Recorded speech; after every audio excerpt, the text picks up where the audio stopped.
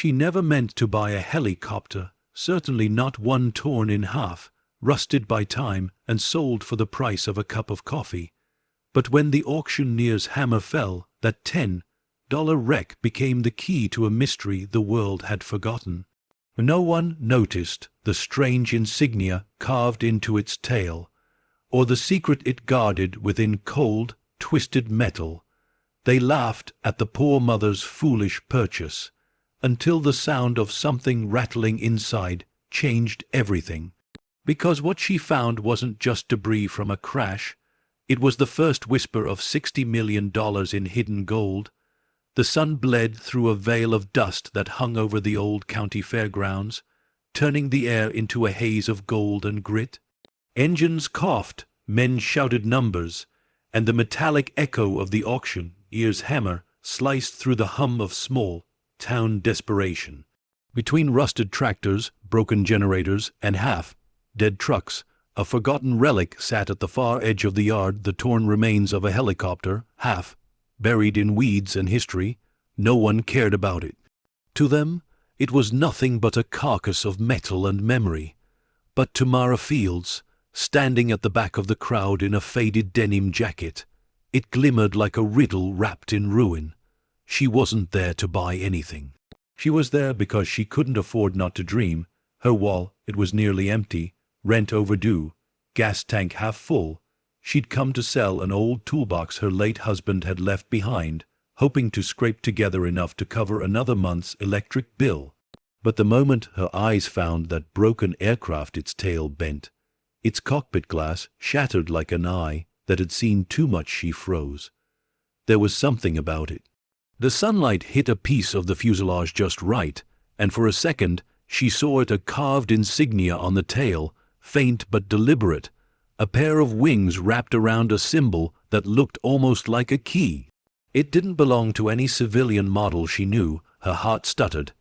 It wasn't beauty that caught her. It was mystery. The auctioneer's voice cracked across the speakers. Lot number 90, 1 helicopter wreck, no engine, no guarantee, sold as is. A few men laughed. One called out, "Who'd even want that thing?" Another spat on the ground. "Might make a good chicken coop." The crowd chuckled, but Mara's gaze didn't move. She clutched her husband's old wedding band, the one she wore on a chain around her neck, and whispered under her breath, "Just one more risk, Sam. $5. A voice said hers, quiet but steady. Heads turned, a few faces grinned in amusement. "5 for that junk. Do I hear 10? The auctioneer called, smirking. Silence, then 10. Mara said. The hammer fell with a final, dismissive crack. "Sold for $10. A wave of laughter rolled through the crowd. Some shook their heads. Others smiled pityingly at the woman with oil-stained jeans and tired eyes. But Mara didn't care. As she walked toward the helicopter, every sound seemed to fade, replaced by the hollow whistle of wind through rusted metal. Up close, it was worse than she expected: dense, bullet holes, faded paint. Yet there was life in it. Something about the way the metal still caught the light, like it was remembering what it once was. She ran her fingers over the insignia on the tail, tracing it as if she might read its story through touch alone. Inside the shattered cockpit, dust danced in a sunbeam that pierced the broken glass. She climbed up carefully, her boots crunching on fragments of old wiring and mud. The seat cushions were torn open, their foam spilling out like wounded flesh. She noticed scratches on the dashboard, deep grooves, carved by something sharp, not random words. She brushed the dirt away, squinting. Thomas Flight 714 never returned. Her breath caught. Someone had marked this place of ending. The wind picked up, carrying the scent of rain. She could hear the auction winding down behind her, muffled laughter, the hum of trucks starting, deals closing. But in the hollowed silence of the helicopter's shell, time seemed to pause. Mara sat in the pilot's seat and looked through the cracked glass at the field beyond. For a heartbeat, She imagined the rotors spinning again, the sound of engines roaring to life. She imagined what it must have felt like: freedom, control, escape. And then she thought of her son. Illy was 16 now, too smart, too quiet, too angry at the world for what it had taken. The last few years had carved something hard into him. He blamed the world for his father's death, and maybe he was right. But this strange, broken thing, it stirred something in her. Maybe a mother's foolish hope, maybe something more. As she watched the horizon blur in the heat, she whispered, "Everything breaks, Illy, but not everything's done." She climbed out, signed the release papers with hands that trembled just slightly, and made arrangements to tow the wreck home. The man with the flatbed looked at her like she was mad, but took her 10 and shrugged. "Whatever you say, lady, ain't the weirdest thing I've hauled." By sunset, the helicopter sat in the overgrown yard behind her small farmhouse, its shadow stretching long across the grass. The cicadas screamed, the sky burned orange, and for the first time in months Mara felt awake. She pulled up a lawn chair beside it, a can of cheap cola in her hand, and watched the fading light dance along the metal. The world around her was quiet, too quiet, but her mind was roaring. She thought of the pilot's name, the carved message, the emblem on the tail. None of it made sense, yet it felt connected, like she had stumbled into the prologue of someone else's unfinished story. Later, as darkness bled into the yard, Mara took a flashlight and crawled back inside the helicopter one more time. She wanted to see the cockpit again, the seat, the dashboard, the markings. Her light swept across the interior, landing on something she hadn't noticed before. A thin line running beneath the seat's base. A compartment. She reached down, pried her fingers under the edge, and pulled. It groaned, then gave way with a brittle snap. Dust spilled out, and something else. A small metallic clink echoed through the hollow body of the wreck. Her light caught it, a glint of brass, aged but unmistakable. A key, not a car key, not something ordinary. It was military, grade thick, engraved with numbers stamped across its shaft. 117B. Mara turned it over in her palm, heart pounding. For a moment the world outside disappeared. The frogs, the hum of the distant highway, even the stars all gone. Just the whisper of wind through the helicopter's ribs, and the weight of that key pressing against her skin. She didn't know what it opened, or what it meant. But she knew instinctively, completely, that it was not meant to be found. Her breath shook as she looked up, light flickering across the cockpit glass. For a second, she swore she saw a reflection that wasn't her own, a flash of uniform, a pair of eyes in the dark. Then the light flickered again, and it was gone. Mara exhaled. "You left something behind, didn't you?" she murmured to the silence. She didn't notice the small tag attached to the key's ring, not yet. It hung by a rusted wire, swaying gently in the wind. On it, half faded but still legible under her flashlight beam, were 3 stamped words: "Storage Locker Airfield." Outside, thunder rumbled somewhere beyond the horizon. The wind shifted, carrying with it the scent of something old: salt, fuel, metal. Mara closed her hand around the key, her pulse steady now. Whatever this was, it wasn't over. She stepped out of the wreckage and into the night, the key glinting in her fist as the crickets fell silent. Somewhere in the distance, a single drop of rain fell onto the dry earth, and as the storm rolled closer, she whispered to the dark, "Maybe I didn't buy a helicopter after all. Maybe I bought a secret." The sky answered with thunder. The first storm of her new life had begun. As the night deepened, she realized the story was only beginning. By morning, the storm had passed, leaving the world damp and glistening, like the earth itself had exhaled. Dew clung to the helicopter's battered frame, tracing its wounds in silver. Mara stood on her porch with a mug of weak coffee, staring at the wreck as the first pale light of dawn crept across the field. It looked different in daylight, less like a joke, more like a question. The faded paint revealed ghosted letters, a registration number half erased by time, N147, something, the rest was gone. She didn't know why, but the sight of it filled her with the same feeling she'd had when she found her husband's last paycheck tucked in an old jacket pocket, a mix of grief, surprise, and impossible hope. The key sat on the table beside her coffee, gleaming faintly in the morning light. Its weight felt unnatural for its size, like it carried the gravity of something unfinished. She turned it in her hand, tracing the engraved numbers again, 117B. Every time she looked at it, her heart beat a little faster. Her son stumbled into the kitchen, rubbing sleep from his eyes, hair messy and sticking in every direction. "You actually bought that thing?" Illy mumbled, half a laugh hiding behind disbelief. Mara smiled faintly, though her eyes didn't leave the window. $10, she said softly. 10 too many. He opened the fridge, searching for something edible, and frowned. "We could have used that for groceries." "I know." "Then why'd you buy it?" Mara hesitated. The real answer didn't sound right even in her own head. "Because it called to me. Because for a heartbeat, standing in that dusty field, she'd felt alive again." She looked at her son and simply said, "It felt like something worth saving." Illy rolled his eyes but didn't argue. He'd learned not to. Instead, he joined her on the porch, squinting toward the helicopter.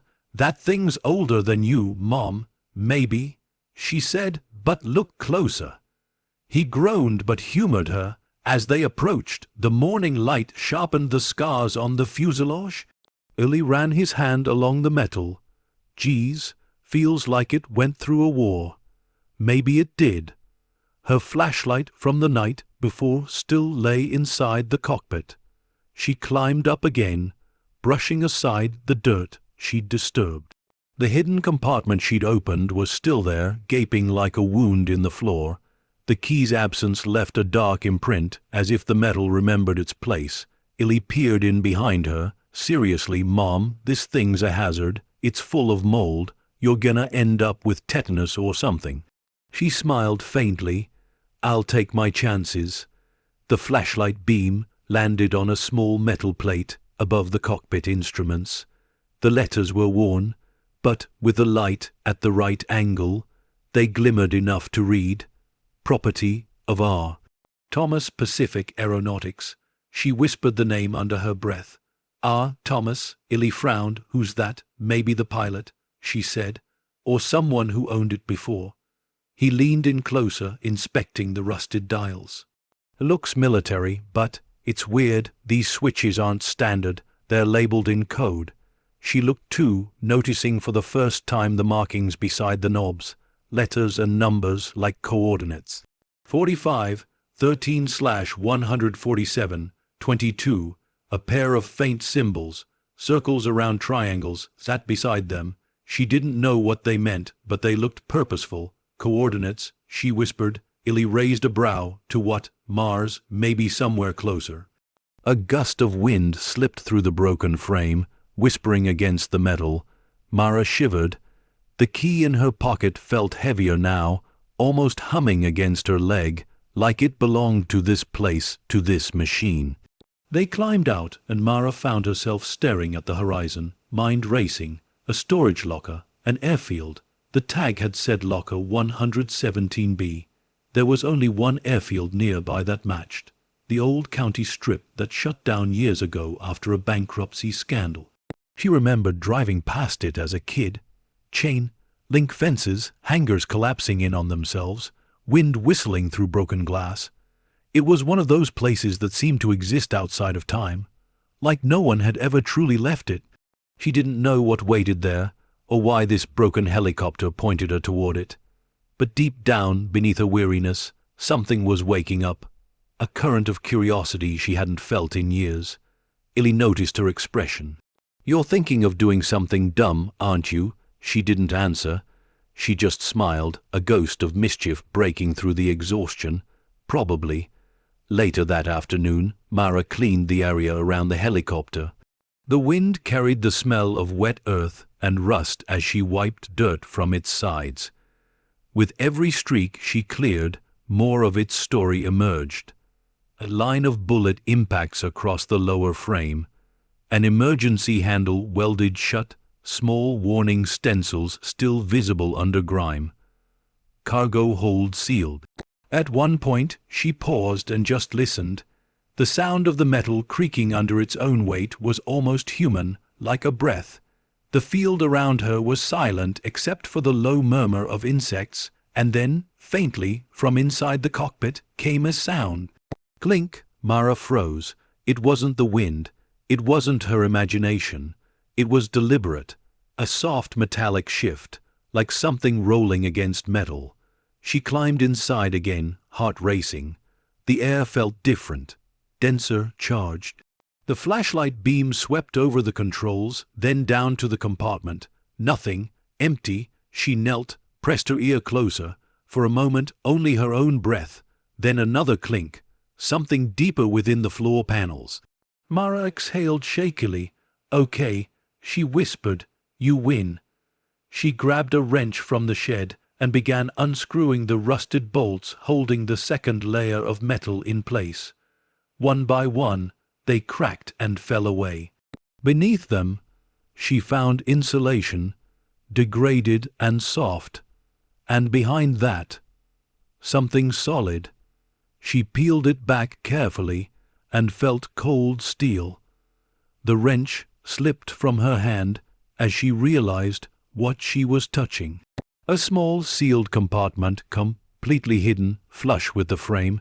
There was no latch, no handle, just a faint engraving on the surface. Her light caught it. A set of coordinates again, different this time, and below them, a single word carved so faintly it almost vanished in shadow. Return. Her throat tightened. It didn't feel like part of a machine. It felt like a message. She sat back, staring at it, rainwater dripping from the edge of the open frame. Whoever flew this helicopter hadn't crashed by accident. Whoever R. Thomas was, he'd wanted someone, anyone to find this, to finish something he couldn't. For a long while she just sat there, listening to the whisper of wind through the broken glass. When Illy came out later, she was still staring into the cockpit. "Mom," she blinked, coming back. "Yeah, you okay?" "Yeah," she said softly, just thinking. He hesitated. "About Dad again." Her jaw tightened, then softened. "About promises." He looked at her for a moment, uncertain, then nodded and went back inside. Mara stayed a little longer. The light was fading again, and as the sun dipped below the horizon, the wreckage glowed in gold and shadow. She reached out, touched the engraved word once more, and whispered, "Return what, Thomas?" The key in her pocket seemed to hum again, as though it understood. That night, long after Illy had gone to bed, Mara couldn't sleep. The rain had returned, soft, rhythmic, tapping against the roof. She sat at the kitchen table, the key laid before her under the weak glow of a single bulb. The metal shimmered with every flash of lightning outside. Beside it, she'd scribbled a note on the back of an old bill envelope. R. Thomas Helicopter Flight 714 Tag, Locker 1, 117B Airfield, word return, engraved inside hull. Why, each word looked like part of a puzzle, a map drawn in exhaustion. She took a sip of cold coffee and smiled to herself. "You always loved puzzles, Sam," she whispered. "Guess it's my turn now." Outside, thunder rolled low and distant, and somewhere beyond the rain, the wind shifted, carrying with it a faint sound from the yard, like a whisper through metal. It was the same creak she'd heard before, the sound of something not quite at rest. Mara stood, heart quickening, and stepped to the window. The helicopter sat in darkness, a silhouette against the flashing sky. For a moment lightning lit it up, bright, pure white. And there, just for a fraction of a second, she saw it. A shadow in the cockpit, still, watching, then darkness again. The rain thickened, drumming harder against the windows. Mara didn't move. She could feel the chill crawling up her spine, but she didn't turn away. Something about that moment, the storm, the key, the wreck, it all felt connected. She whispered to herself, not out of fear, but wonder. What did you leave behind, Thomas? Outside. Lightning struck again. Closer this time, illuminating the helicopter in stark brilliance.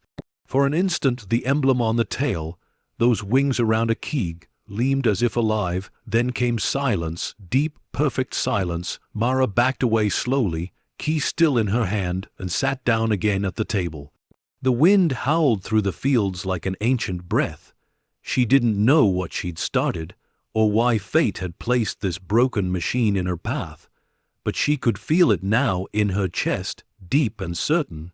This was not coincidence. Somewhere beyond the rain, the story of the pilot waited, and she was the only one left to finish it. As the night deepened once more, Mara knew she hadn't just bought a wreck.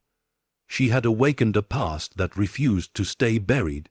The morning, after the second storm, the sky was a pale watercolor soft light, breaking through grey clouds that clung low over the fields.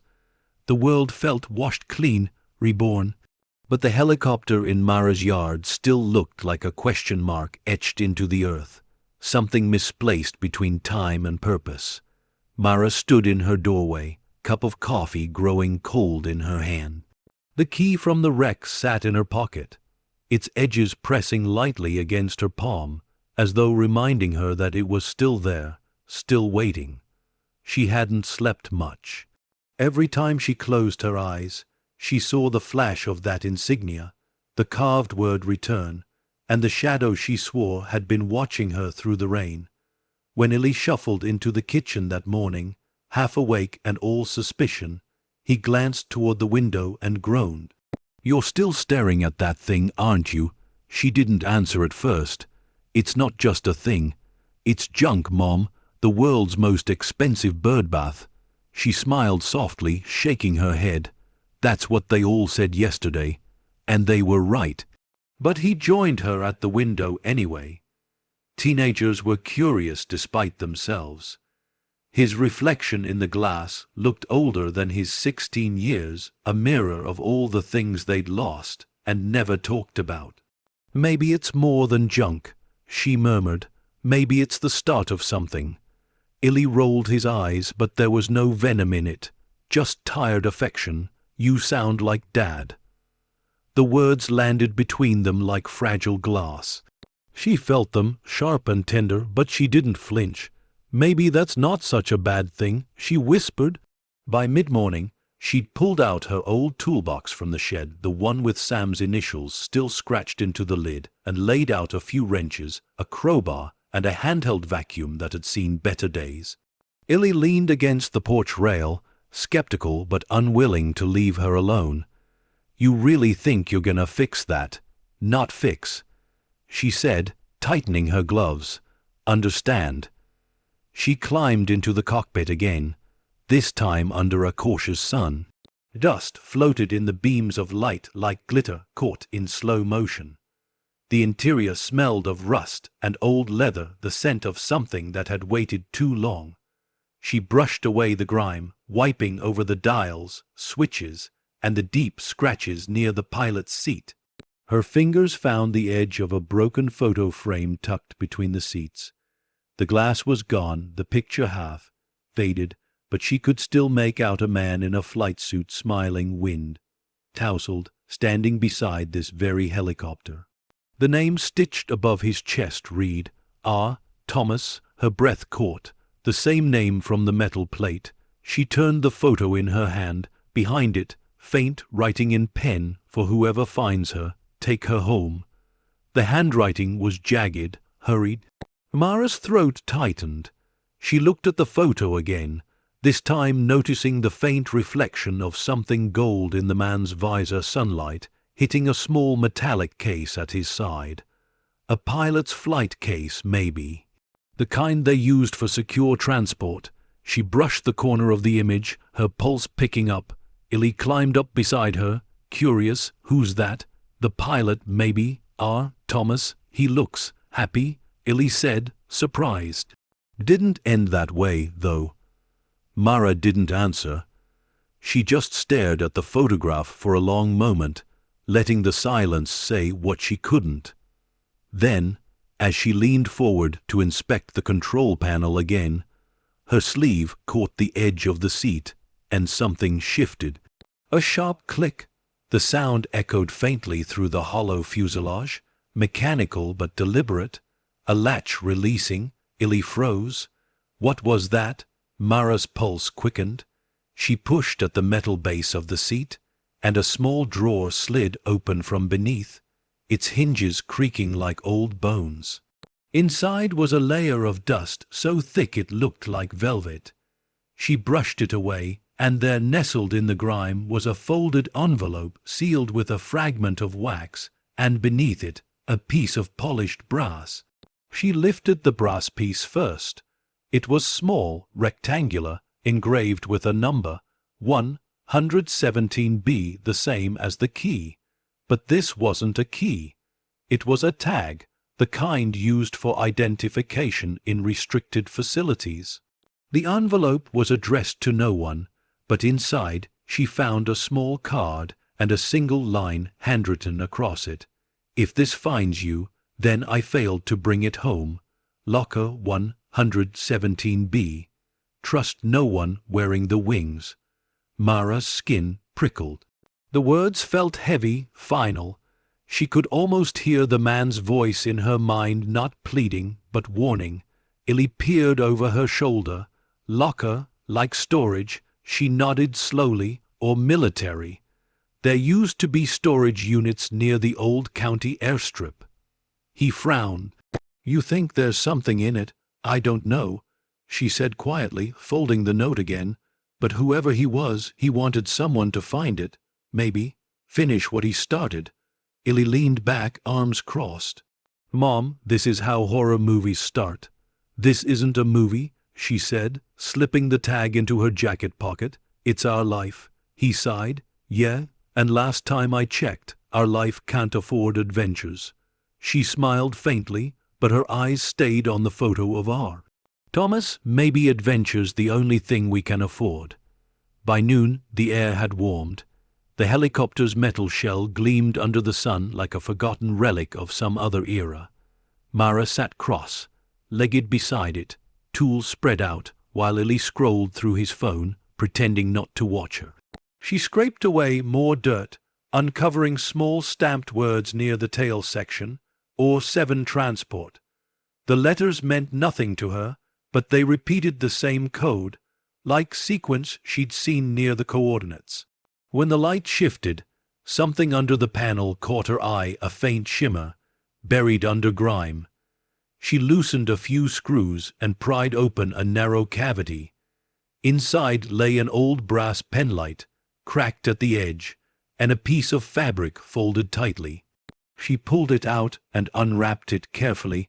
Inside was a patch dark green, embroidered with that same winged key emblem, only now she could see it clearly. The wings were silver, the key gold, and below them were the letters Aurelia Div. The sight of it sent a shiver through her. It wasn't military, at least not officially, but it was organized, specific, and carried the kind of symbolism that governments or secret contractors used. Illy leaned closer. What's that supposed to mean? She shook her head. I don't know, but someone wanted it hidden. He stared at the patch, uneasy. You're not thinking about keeping this, are you? I'm thinking, she said quietly, that people don't hide something unless it matters. The silence that followed felt thick with possibility and risk. A distant truck rumbled down the old highway. The sound rolled through the valley like an approaching storm. Mara pocketed the patch and stood, brushing off her jeans. "Help me cover the helicopter. We'll deal with it tomorrow." Illy frowned. "Why, you're scared." "I'm cautious." "Same thing." Mara smiled thinly. "You're learning." They threw an old tarp over the fuselage, weighing it down with stones and scrap. The sky had shifted again, the light dimming to a grey pallor, as though the weather itself was uncertain. When they finished, Mara lingered a moment longer, her hand resting on the cold metal through the tarp. She could still feel the faint vibration beneath it, maybe the wind, maybe her imagination. But when she turned toward the house, she noticed something odd near the edge of the property tire tracks. Fresh, the mud from the rain hadn't even dried yet. Her pulse quickened. The road near their home rarely saw traffic, especially this far out. She followed the tracks a few steps until they veered toward the field, stopping near the back fence, the one facing the highway.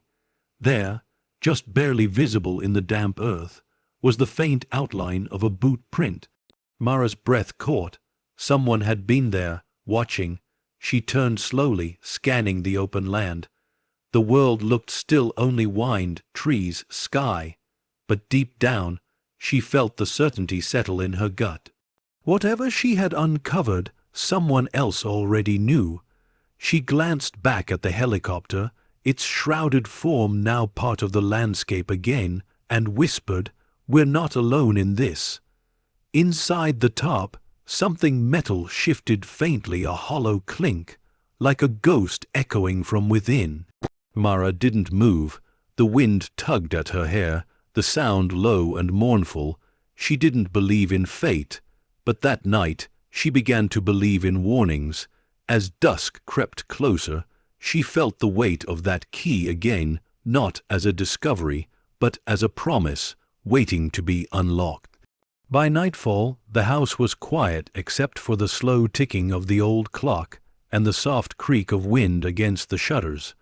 Mara sat at the kitchen table, elbows on the wood, staring at the key. Its edges caught the dim yellow light like it wanted to speak but couldn't. She turned it over between her fingers, reading the numbers again and again. 117B. She had written them in the margin of an old grocery receipt beside her cup of coffee, then circled them until the paper tore. The more she looked, the more the digits started to feel like coordinates or a code. They didn't just label something, they pointed somewhere.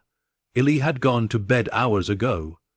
The exhaustion of the day had taken him quickly, but Mara couldn't rest. The air inside the house felt different, charged, as if the key itself was alive with memory. She reached for her phone, opened the browser, and typed, "County Airfield Storage Units." Only one result came up: Redhaven Airfield Storage and Salvage, closed 15 years ago, located less than 20 miles east. The image on the screen showed a row of hangars and warehouses surrounded by chain link fence, the kind of place where stories went to die. She leaned back, exhaling through her teeth. Redhaven, she whispered.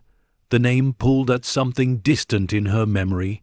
Her husband, Sam, had once worked near there, hauling scrap from the old military site before it shut down.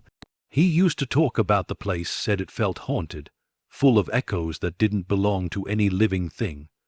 Her gaze fell again on the photograph she'd found earlier, the pilot smiling, the flight suit, the light catching his visor. There was something about his face that unsettled her. It wasn't fear or guilt. It was conviction. The look of someone who believed they were doing something worth dying for. The storm outside had passed, leaving behind a moon bright enough to paint the fields in silver. Mara stood, pocketed the key, and slipped outside. The air was sharp with the scent of wet grass and rust. She walked toward the helicopter. The tarp fluttered in the wind, the metal beneath it groaning softly as though breathing.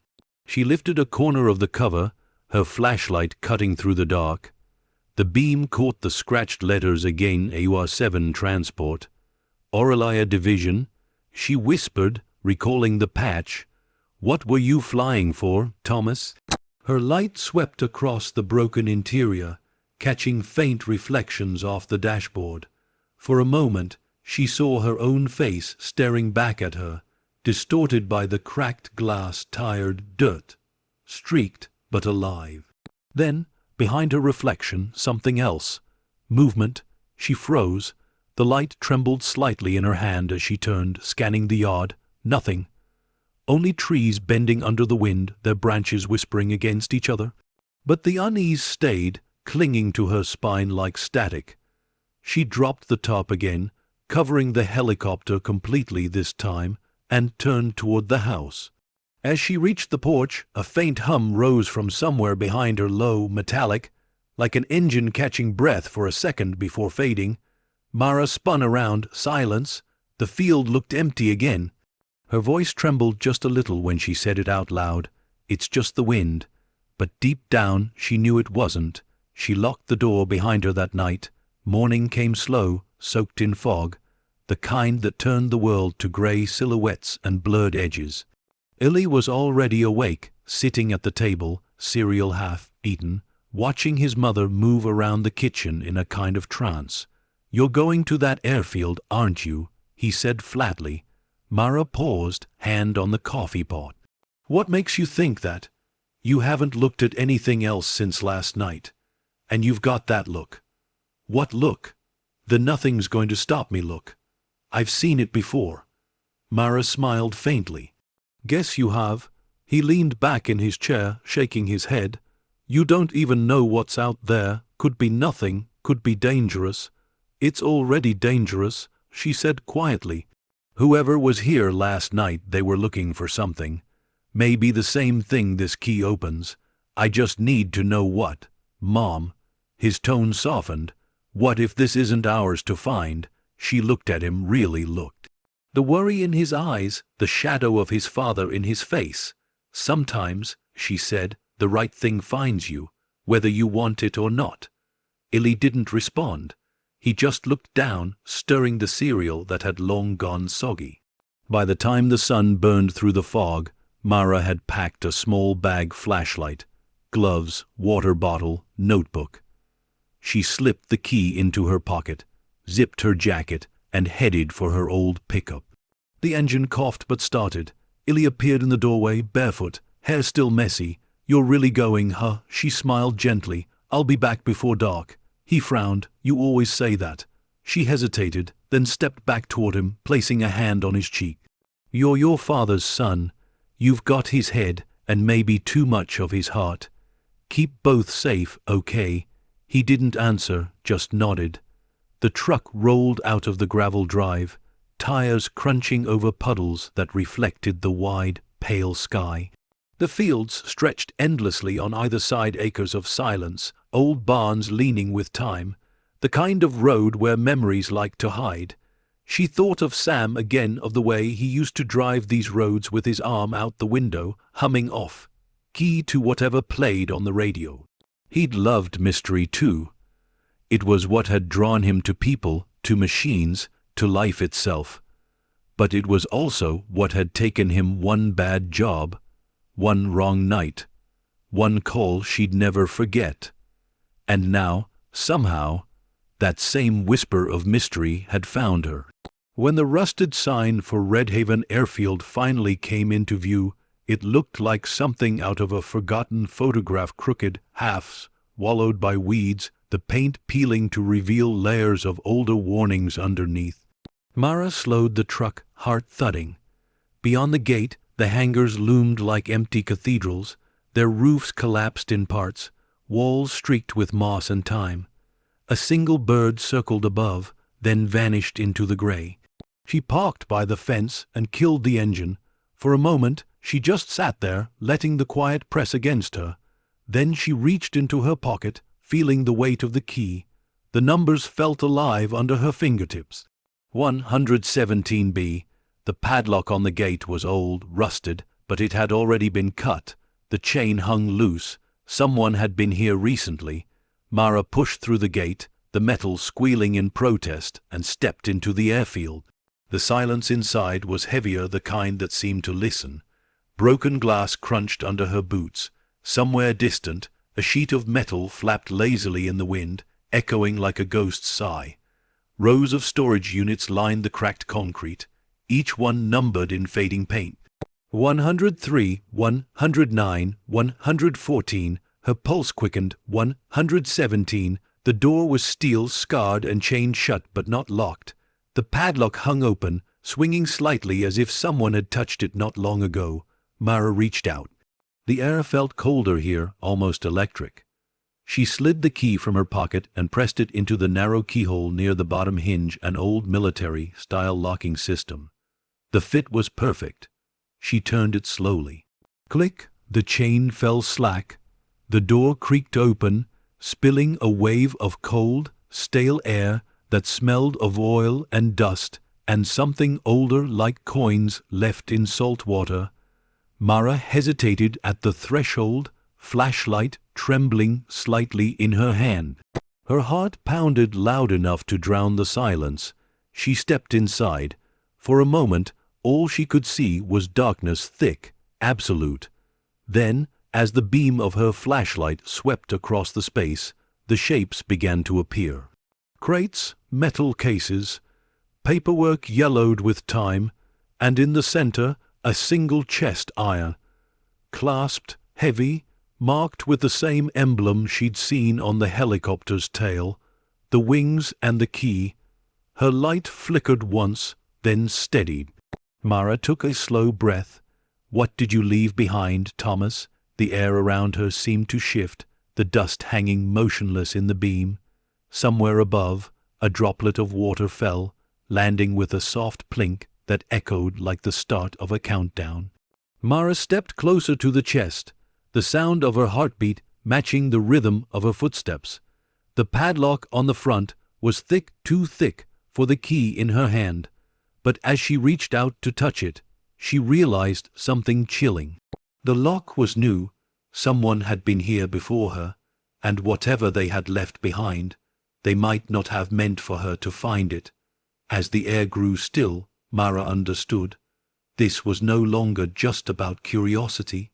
It was about whatever secret had survived the crash, and whoever still wanted to keep it buried. The sound of her footsteps echoed through the hollow belly of the abandoned airfield, soft, rhythmic, swallowed quickly by the empty vastness around her. Dust hung in the sunlight like suspended ash. Every breath she took stirred tiny storms in the air, rising from the cracked concrete where weeds had grown through the bones of the past. Red Haven Airfield.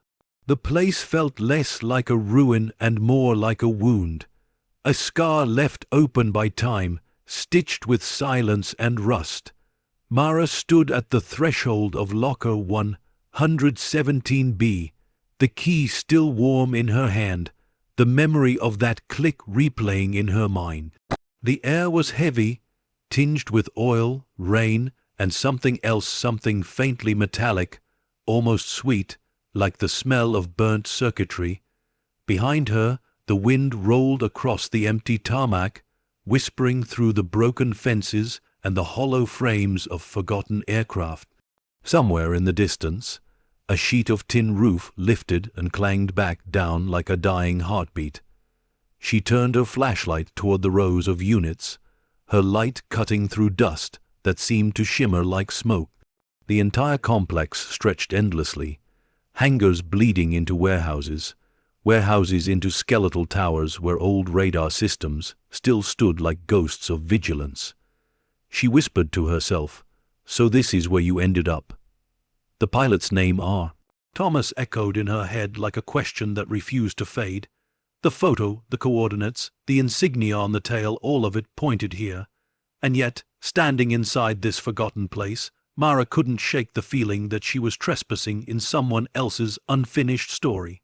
Her flashlight beam fell on a small office space to the right, its door ajar, a window shattered.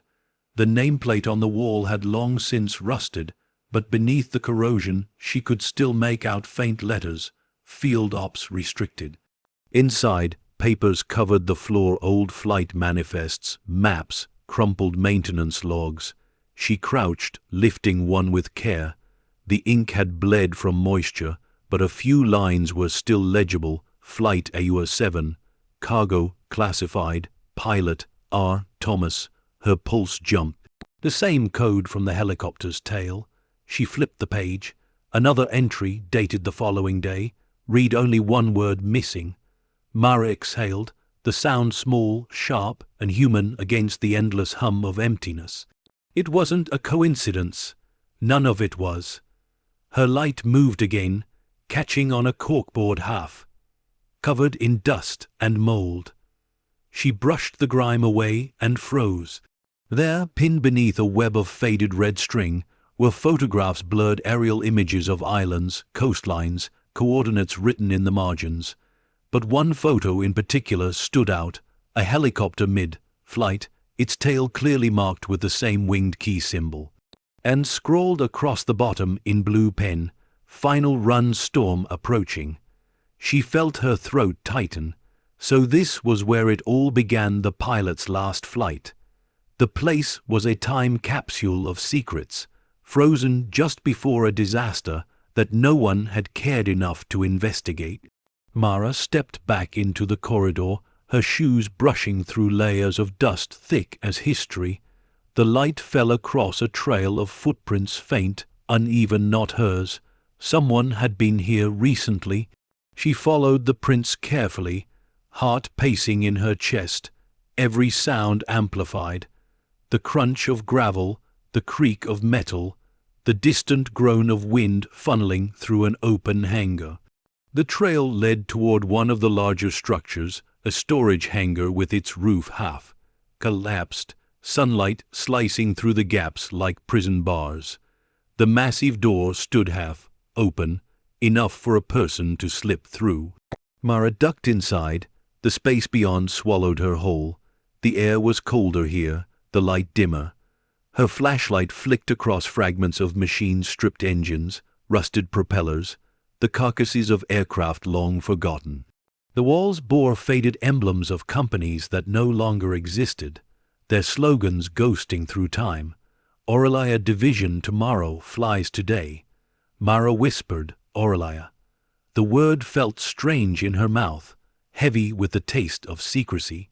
Her beam found a desk near the far wall, toppled, covered in papers. She approached, fingers trembling as she brushed aside dust and cobwebs. A binder lay half buried beneath old circuit boards. Inside were dozens of flight reports, each stamped with the Aurelia insignia. She flipped through page after page, numbers, coordinates, technical language she didn't understand until one stopped her cold. Cargo shipment #47 secured by order of Aurelia Command. Gold Reserve Relocation Protocol. Route Pacific Corridor. Gold. The word felt unreal. She scanned further. Escort. Flight AUR-7. Authorization. R. Thomas. Her pulse hammered. This was it. The proof that the pilot had been carrying something worth hiding, worth killing for. Her breath came faster. The world seemed to tilt around her, the weight of revelation pressing against her ribs. She whispered, "You weren't a smuggler, were you, Thomas? You were moving something bigger, something no one was supposed to see." A sound cracked through the silence, the soft scrape of gravel behind her. Mara spun around, flashlight shaking. "Hello." Only the sound of wind answered. Then came another noise, a faint, metallic tap, like a coin dropped onto concrete. Her heart stuttered. The light darted toward the far end of the hangar, where shadows pooled deep. Something glinted briefly before disappearing again. "Is someone there?" Her voice echoed, too loud, swallowed by the cavernous space. For a long moment there was nothing. Then, slowly, from the darkness, came the creak of a door. Mara took a cautious step forward. The sound came from a smaller room at the back of the hangar. Its door marked Maintenance Bay 4. The door swung gently, pushed by the wind or something else. She reached for it, her breath shallow, the light trembling in her hand. Inside, the smell was stronger fuel, old machinery, damp earth. The flashlight beam slid across workbenches, tools, a disassembled rotor, and a single chair placed in the center of the room.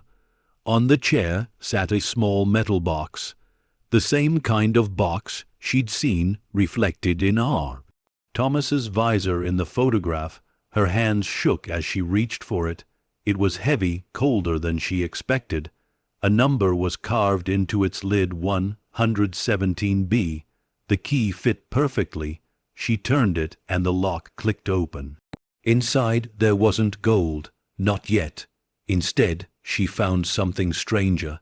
A small journal, leather bound, its cover cracked and darkened by age. Beneath it, a folded map, hand drawn, lines of ink running through the outline of islands scattered across the Pacific, each one marked with an X. And beneath that, wrapped in fabric, something metallic. She unrolled it carefully. It was a coin, or what looked like one, but heavier, thicker, its edges engraved with Latin words she couldn't read. The surface gleamed faintly in her flashlight beam, revealing the same winged key insignia stamped into the metal. Mara's breath caught. What the hell were you part of? Before she could study it further, her light flickered once, then died. The darkness that followed was absolute. She froze, every nerve in her body alive with fear. The air seemed to hum around her, vibrating low and steady, like distant engines starting up after years of silence. Then footsteps, slow, deliberate, coming from the hangar entrance.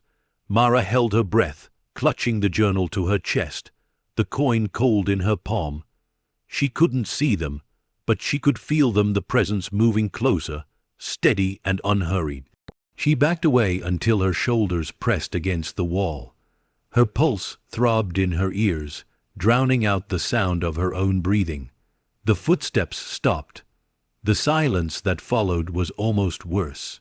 Then, faintly, a man's voice, calm, low, and unfamiliar, drifted through the dark. "Mrs. Fields."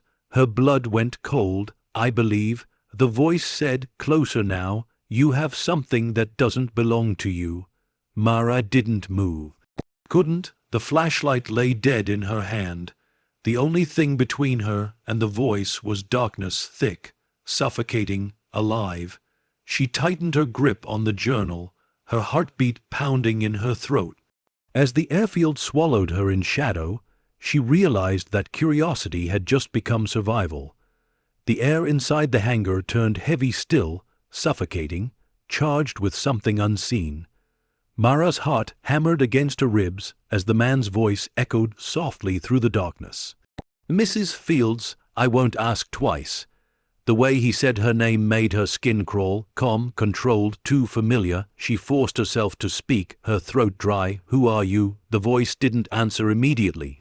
Instead, a faint metallic sound, the scrape of a shoe against gravel, deliberate and close. Then a small click, unmistakable, a flashlight. A beam of light sliced through the darkness. It landed on her face, blinding her for a moment. Mara threw up an arm, shielding her eyes. The man stepped into view, tall, dressed in a dark jacket and boots too clean for this place.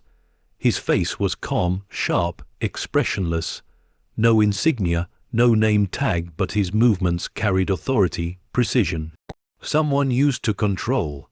You shouldn't be here," he said. Mara's voice trembled. "This place has been abandoned for years." He smiled faintly. "Not by everyone." The light drifted down, illuminating the open metal box at her feet. The journal, the map, the coin. He tilted his head slightly. "You opened it." I found it like this." "Lying is a poor choice, Mrs. Fields." His tone stayed level, almost polite, which made it worse. "Do you know what that is?" Mara clutched the journal to her chest, her pulse thrumming so loud she could barely hear herself speak. "No, I don't even know what I'm looking at." "Good," he said softly. "Then you won't miss it." He stepped closer.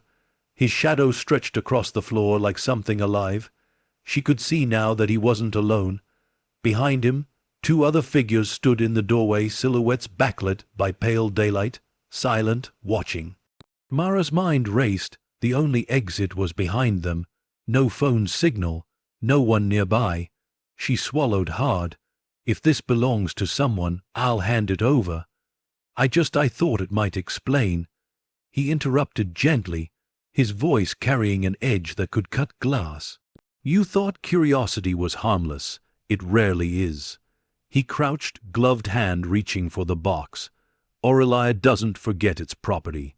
The name hit her like a shockwave. Aurelia. The same word she'd seen everywhere, the patch, the documents, the helicopter. Her lips parted. You worked for them. The man's eyes flicked up to hers, cold and unreadable. Worked, past tense. Now let's not make this. A sound broke the stillness, a distant crack, sharp and metallic, echoing across the hangar like a gunshot from another world. The man froze, the others turned instinctively toward the noise. Mara didn't think, she ran, the journal clutched to her chest, the map fluttering loose. She sprinted toward the narrow side door, light spilling in from a gap in the wall. The sound of boots thundered behind her, shouts, metal against metal. She burst into daylight, gasping. The air outside felt colder, wilder. She could taste the iron tang of fear on her tongue. Her boots slapped the cracked concrete as she bolted across the tarmac, heart hammering so hard it blurred her vision. Stop her, someone shouted behind her. The whine of an engine, not a car, but something smaller, rougher, tore through the silence. A quad bike, maybe. She didn't look back. Every instinct screamed forward. To her left, a row of derelict hangars. To her right, open fields that led to nowhere. The chain link fence ahead looked miles away. Her lungs burned. The ground tilted beneath her. She stumbled once, caught herself, pushed harder. A voice called out, that same calm, commanding voice.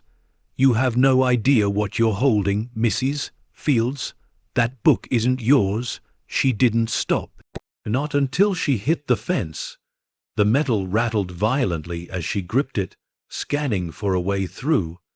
The padlock was old, rusted. She yanked at it, kicked, clawed, desperation rising in her throat. Behind her, footsteps grew louder. Last chance, the man's voice barked. Mara turned, chest heaving. What is this? What are you people hiding? The man's face didn't change. The truth, and the truth is dangerous. He reached inside his jacket. Mara's stomach dropped. But before he could pull anything free, another sound ripped through the air, the piercing blare of a horn. A truck engine roared to life beyond the fence. A figure older, weathered, wearing a mechanic's cap, waved at her from the driver's seat. Get down, he shouted. Mara dropped instinctively as the truck slammed into the fence, metal shrieking as it gave way. She rolled clear as the gate burst open, the impact sending sparks flying. The mechanic shouted again, in, now. Mara scrambled to her feet and dove into the passenger seat just as the man in the dark jacket shouted orders behind her. The truck lurched forward, tires spitting gravel. Hold on, the driver yelled, slamming the accelerator. Mara's hands gripped the dashboard as the airfield blurred behind them. The wind tore through the cracked windshield, the roar of the engine drowning out everything else. She looked back. The three men were shrinking in the distance, their figures swallowed by dust. But one thing she saw clearly, the man with the flashlight standing perfectly still, watching her leave, his hand raised to his earpiece, calm as ever. He wasn't chasing her. He didn't need to. He already knew where she lived. The truck hit the main road with a jolt. Mara turned to the driver, trying to catch her breath. Who are you? He shot her a look, his jaw tight. Name's Walt. Used to work here before they shut it down. Been keeping an eye on the place ever since. You saw them? He nodded. Been seeing them for weeks. They're not supposed to exist, lady. None of this is. What you find in there? Mara hesitated, her hands still clutching the leather journal. A name, Aurelia. Walt cursed under his breath. Then you need to forget it, right now. I can't, she said softly. He looked at her again, this time longer.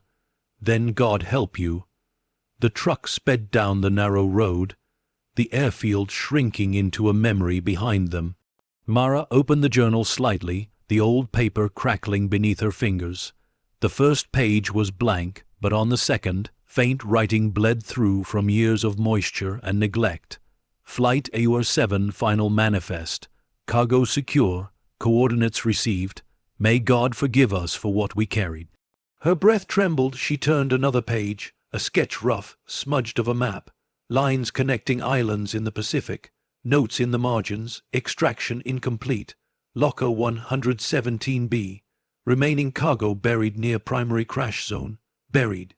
Her thoughts flashed to the broken helicopter in her backyard, its frame rusting in the morning light. The word carved inside its hull, return. The realization hit her like thunder. Whatever gold or cargo Thomas had been carrying, whatever Aurelia had been hiding, part of it had gone down with that crash. And part of it was still out there. She leaned back in the seat, rain starting to fall in soft, cold sheets against the windshield. The map trembled in her hand as the truck rumbled on through the darkening road. Walt, she said quietly, where did the helicopter crash? He hesitated, eyes on the road, about 30 miles north, up in the old quarry fields. Place folks don't go anymore. Mara looked down at the journal again, at the faded handwriting of a man who had vanished into legend.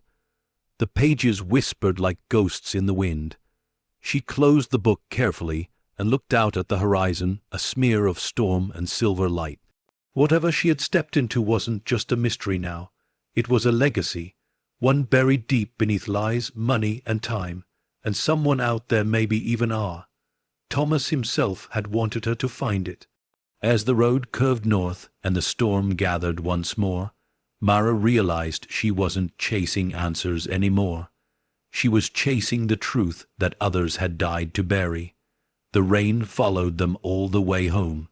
By the time Mara's truck pulled into the muddy driveway, the sky had turned to bruised silver, and the air felt thick, too still, too heavy, like the earth was holding its breath. She sat there for a moment with the engine running, the windshield wipers keeping time with her heartbeat. The journal lay on the passenger seat beside her, water, stained and trembling in the faint vibration of the truck. Walt had left her halfway down the old highway, muttering a warning she couldn't forget. Don't go back there. Don't dig any deeper. Some things were buried for a reason. But Mara knew herself too well. The moment someone told her to stop, that was when she couldn't. She turned off the ignition, pocketed the key, and stepped into the storm. The helicopter sat in the same spot as before, a hulking shadow beneath the top, the field around it slick with rain. The world was muted, just water, wind, and the distant rumble of thunder. Inside the house, Illy looked up from the couch as she entered, soaked to the bone. His expression shifted from annoyance to alarm. "Where were you? I've been calling." "I turned my phone off," she said, stripping off her jacket, mud dripping onto the floorboards. He stood, eyes narrowing. "You went to the airfield, didn't you?" Mara didn't answer, only set the leather journal on the kitchen table. The look in her eyes silenced him. Illy stared at the old book, then at her. "Mom, what is that?" She met his gaze. "It's his." "Who's the pilot?" Thomas." The name hung in the air like smoke. Illy crossed his arms. "You're scaring me a little." "You should be," she said softly. "Someone followed me there. Someone who knew my name." Illy's bravado cracked. "What do you mean, knew your name?" "I mean," she said, voice steady but low, "whoever he was, he's part of whatever this is, and they want what's in this journal." She opened it to the first page, the ink faint but legible in places. Illy leaned closer, eyes scanning the words. Together, they read fragments of a world that didn't sound like fiction anymore. Aurelia Division, Flight AUR-7, Pacific Corridor operations under sealed directive. Cargo manifests classified by order of Commandant Vale. Vale. Mara murmured, tracing the name. That's military rank. Illy frowned. So he was. Transporting something for them. Gold, she said. At least, that's what one of the files said. Illy's eyes widened. Wait, actual gold. Mara flipped to the next page. It was filled with coordinates scribbled in haste. In the margin, one line repeated over and over. If lost, return to locker 117B. She swallowed hard. That's the locker I found today. Illy stared at her like she'd said she'd walked into another century. You opened it? Yes. What was inside? She hesitated. A map, a journal, and this. She reached into her pocket and placed the coin on the table. The metal caught the kitchen light, heavy, ancient, looking, stamped with the same winged key emblem. Illy picked it up, turning it over in his fingers. It's solid gold. Probably, she said, but that's not what worries me. Then what does? She leaned forward, lowering her voice. That man, he said something Aurelia doesn't forget its property. Illy frowned. You think it's like a secret agency or something? Mara didn't answer. She didn't have to. The silence between them said everything. Outside, the wind shifted, pushing against the old windows until they rattled. The helicopter's tarp flapped once, twice, then settled. Mara's gaze lingered there, drawn to it, haunted by it. Mom, Illy said quietly, you're not thinking of going back, are you? She closed the journal gently. No, she lied. I'm not going back. But that night, long after he'd gone to bed, she sat in the dark with a single lamp burning low and the map spread before her. The islands drawn across it looked strange, too symmetrical, too deliberate. Some were labeled with faded letters. Others were marked with simple excess. Near the bottom corner, one small note read, Locker chain secured. Final deposit remains. Do not retrieve. She whispered, then why give me the key? She didn't realize she'd fallen asleep until the thunder woke her.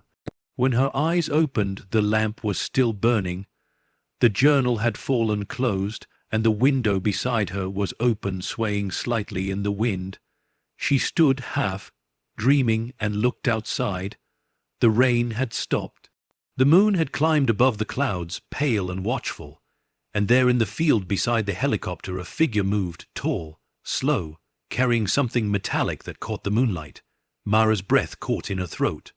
She didn't think. She grabbed the flashlight and rushed to the door, her bare feet silent on the wood. She stepped out into the cold, the beam cutting through mist. Hey, the figure turned. For a moment, she caught the glint of glass goggles. A visor, then it was gone, swallowed by shadow. The metallic sound came again, clink, clink, like metal brushing against metal. She ran toward the wreckage, heart pounding. The grass soaked her feet, the air sharp in her lungs. Who's there? No answer, just the whisper of wind. She reached the helicopter, ripped back the tarp and froze. The compartment she'd opened days ago was empty. The small brass tag she'd left inside gone. She shone her light into the cockpit. Mud smeared across the floor. Boot prints, fresh, her pulse spiked. Illy, she shouted, voice breaking. He appeared at the porch, blinking against the light. What's going on? Someone was here. Illy squinted into the darkness. Where? She swung the flashlight toward the tree line. Nothing moved now, only the hiss of insects and the far-off crackle of thunder. Mom, he said softly, no one's there. But Mara wasn't listening. She stepped back, eyes locked on the trees, that invisible border between her life and whatever haunted it now. The wind shifted again, and for a split second, she caught it. A reflection deep in the woods. Not light, not glass, something watching. She lowered the beam. Get inside. She whispered. Illy didn't argue. They bolted the door, drew the curtains, and stood in silence. The house creaked under the weight of the storm. Somewhere in the distance, A dog barked and fell quiet. Mara pressed her hand against the windowpane, feeling the faint tremor of the wind. She could still feel the presence out there, patient, waiting. Whoever they were, they'd found her again. Her gaze drifted back to the table where the journal lay open once more, pages fluttering in the draft. The map had shifted, revealing something she hadn't noticed before. A note, faint and small, scribbled in the corner. "If they come for the gold, find the vault." Her voice trembled in the dark. The vault. The word rolled through her mind like thunder. Somewhere out there, beyond the trees, beyond fear itself, was the next piece of the puzzle. The gold wasn't the end of the story. It was the beginning, and as lightning flashed across the horizon, Mara understood the truth. She hadn't discovered a mystery. It had discovered her. Morning came grey and reluctant. The house smelled faintly of rain and cold metal. Mara hadn't slept. She'd sat at the kitchen table through the night, the journal open before her, the map spread wide beneath a trembling lamplight. Illy had fallen asleep on the couch, still in his clothes, one arm draped across his face. Every few minutes, she'd glance at him. That fragile calm was the only thing that reminded her this nightmare was real. She ran her fingers over the ink, following the trail of scribbled coordinates again. "If they come for the gold, find the vault." The words pulsed in her mind like a heartbeat. Outside, the world was wrapped in mist. The helicopter was little more than a ghostly shape in the fog, its tarp fluttering in slow motion. Mara stood at the window, watching it, her reflection faint in the glass. She looked tired, not from lack of sleep, but from the weight of knowledge. Every new piece she uncovered made the world around her feel thinner, less trustworthy. The vault, the word wouldn't let go of her. She remembered the journal's earlier pages' mentions of cargo transfers, secret directives, coded locations. There had been references to secure deposit hubs along the Pacific routes. Could the vault be one of those? A place where Thomas hid the truth before everything went wrong? She turned a page, tracing faded writing until she found what she'd missed before. If compromised, activate fallback, Vault 19. Access by chain route 117B. Vault 19. Chain route 117B. Her pulse quickened. The number matched the key. She didn't notice Illy stirring until his voice broke through the quiet. "You're still at it." She turned. He sat up, rubbing his eyes, his voice heavy with worry. "You should be asleep," she said gently. He blinked at her. "So should you. You look like you've been arguing with ghosts." She almost smiled. "Maybe I have." Illy glanced at the map, then frowned. "You're not thinking of going out there again, are you?" "I have to," she said. "Someone's been here, Illy. They want what's inside that wreck. I can't just wait for them to come back." He stood, jaw tightening. "You said last time was the last time." "I know." Her voice softened. "But this isn't just about us anymore." Illy crossed his arms. "It's always about us. Because if you get hurt chasing whatever this is, I'm the one left behind."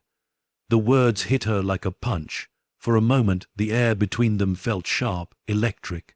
She took a slow breath. "You're right," she whispered.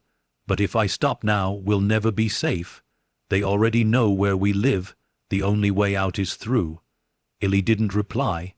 He just looked at her, that look of someone too young to understand and too old to forget. Finally, he said, "Then I'm coming with you."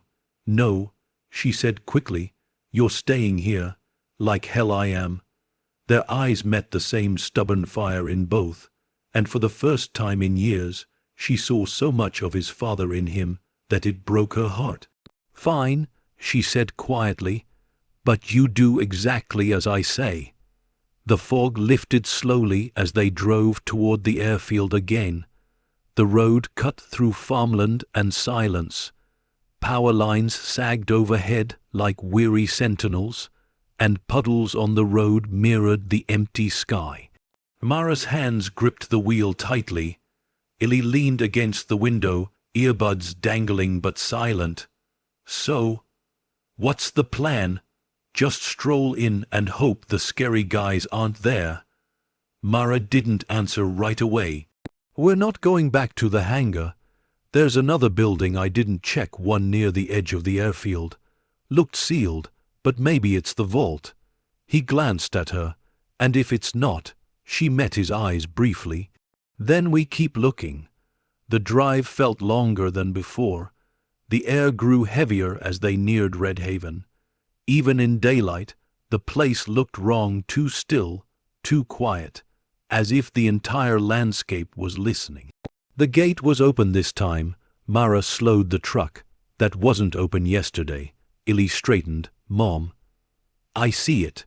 She parked behind a half-collapsed tower.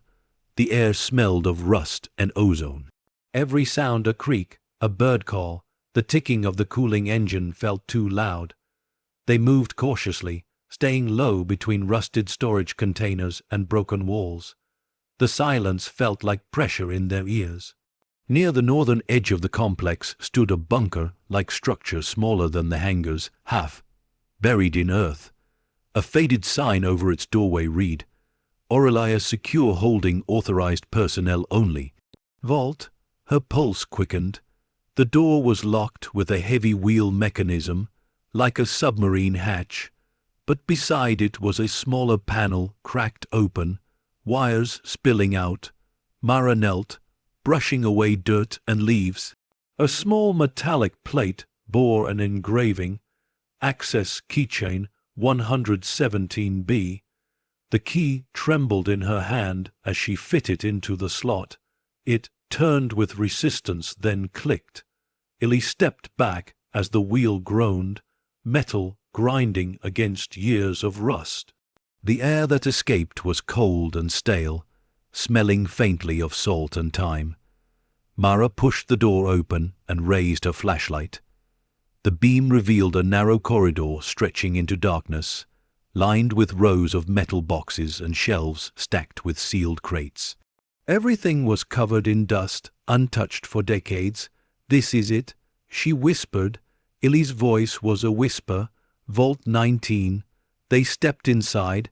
The sound of their footsteps echoed like whispers from another world. Dust floated in the flashlight beam like drifting snow.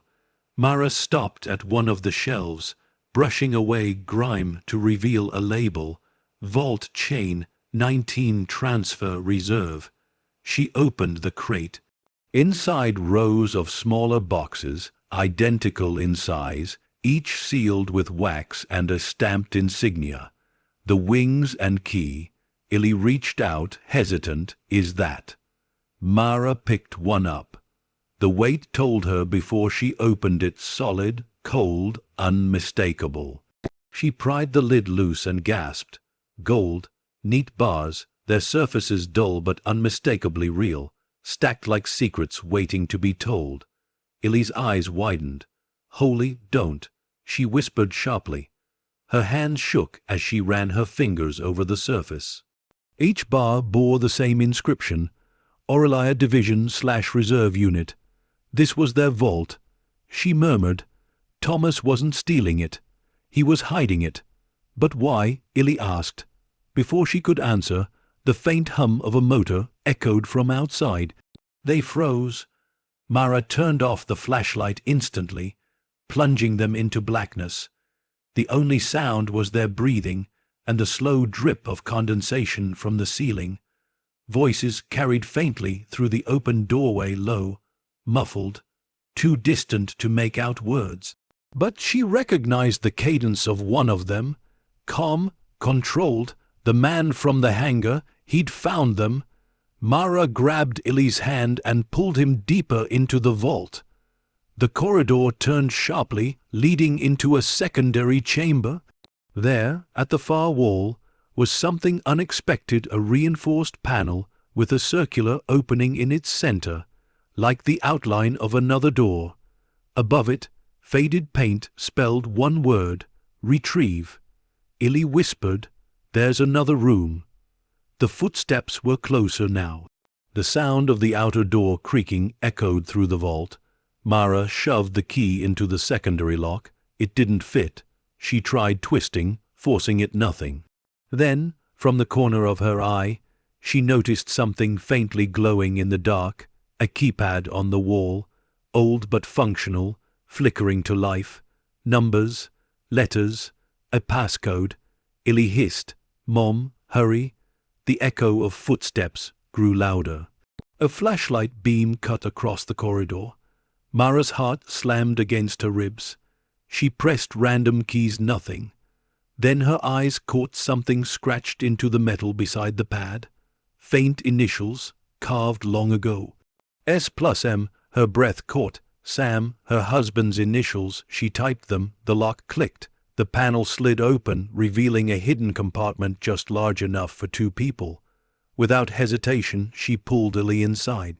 The door sealed silently behind them just as the light outside swept past. Inside the darkness, Mara could hear her son's heartbeat fast, frightened, alive. She pressed a finger to her lips, signaling silence. Outside, the man's voice drifted faintly through the wall. "Check every crate. They're close." Illy squeezed her hand. In that instant, Mara realized the truth. The vault wasn't just a hiding place. It was a trap, and they were now part of the very secret Thomas had died to protect. As the sound of footsteps approached the hidden door, Mara held her breath, knowing the key that had opened everything might soon be the same one that locked them inside. The silence inside the hidden chamber felt endless. Every breath Mara took echoed in her skull. The air was thin, almost metallic, filled with the scent of cold iron and fear. Illy's hand gripped hers so tightly that her fingers had gone numb. They could hear them, the low voices of men moving through the vault outside, the scrape of boots on concrete, the dull thud of crates being opened.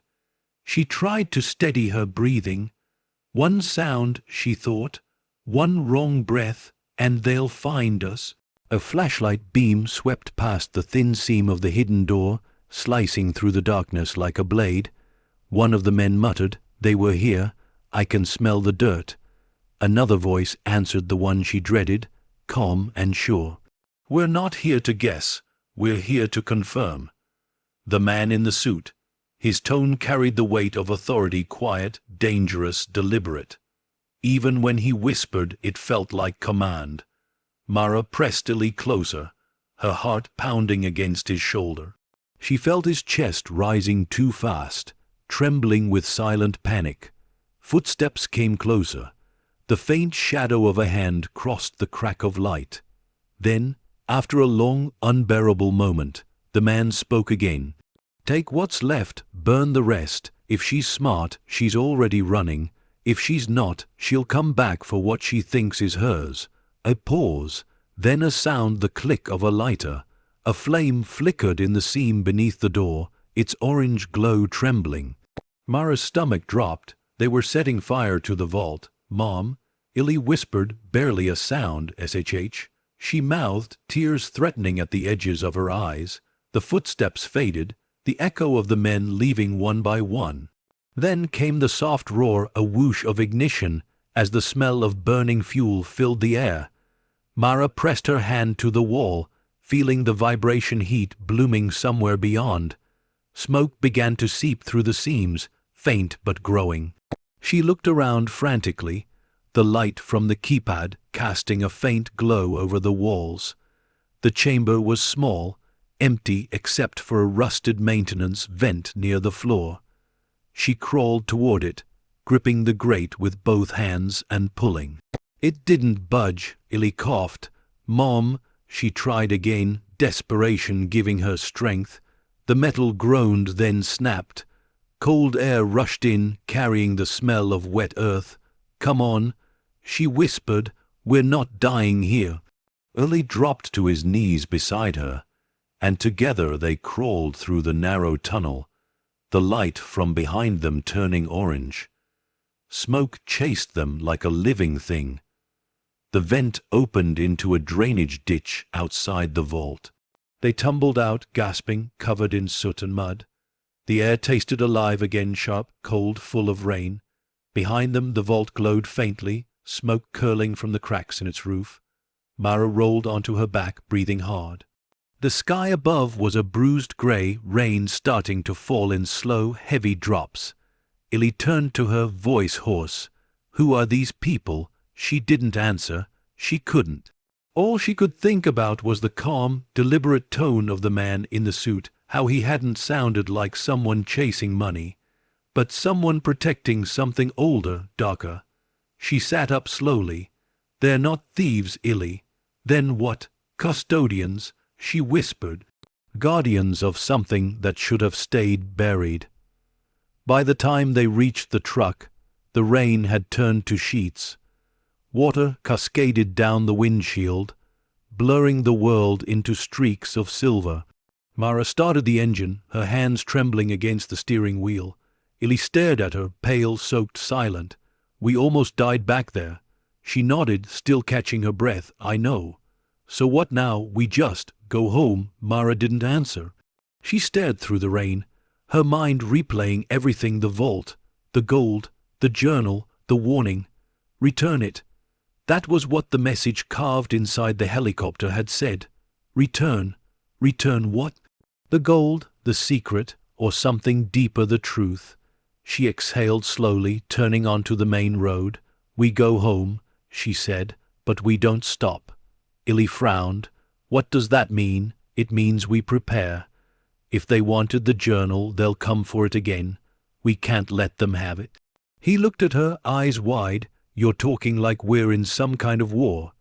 Mara's voice dropped, steady and low. "We are." The house felt smaller, that night, walls pressing in, shadows deeper. The silence between mother and son stretched thin with everything unspoken. Mara spread the journal and map out on the table once more, the pages still damp, edges curling. She traced the coordinates again, her pen circling the words Vault Chain 19. Illy paced behind her, restless. "Mom, maybe we should just go to the police."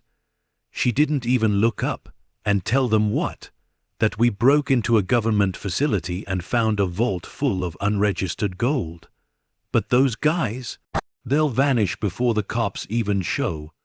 And if Aurelia still has friends in high places, the police will come for us instead." Illy stopped pacing. "So what are you saying?" "I'm saying," she said, looking up finally, "that the only way out is to finish what Thomas started." Illy shook his head, incredulous. "Mom, that guy's been dead for 20 years. "Maybe," she said, "but his message isn't." She pointed to the bottom of the map, the faint scroll she'd missed before. "Crash Site Northern Ridge." Illy frowned. "The old quarry." She nodded. "That's where the helicopter went down, and if Thomas was trying to hide something, it started there." He sat down opposite her, running a hand through his hair. "You really think the gold's still there?" "I don't care about the gold," she said, her voice trembling with something fierce and raw. "I care about why he died trying to hide it, and why they're still trying to erase him." The wind howled outside, rattling the windows. For a moment both of them sat in silence, the only sound the steady drip of water from the roof. Then a knock, 3 short, deliberate knocks on the front door. Illy froze. Mara's head snapped up. Another 3 knocks. Calm, unhurried, she motioned for Illy to stay back and reached for the flashlight. The beam trembled slightly in her hand as she stepped toward the door. "Who is it?" she called. A pause, then a voice, calm, low, and terribly familiar. "Mrs. Fields, I think we got off on the wrong foot." Her blood ran cold. She turned off the flashlight, motioning for Illy to move. He backed away slowly, eyes wide. The man continued, his tone almost polite. "I'd like to make a fair offer. You have something that belongs to us. Give it back, and this ends peacefully." Mara's throat tightened. "And if I don't?" Silence for a heartbeat. Then the faintest smile in his words. "Then I'll take it." A shadow passed by the window, a silhouette, tall and deliberate. She could see the faint reflection of his slick raincoat, the curve of his hand adjusting a cufflink.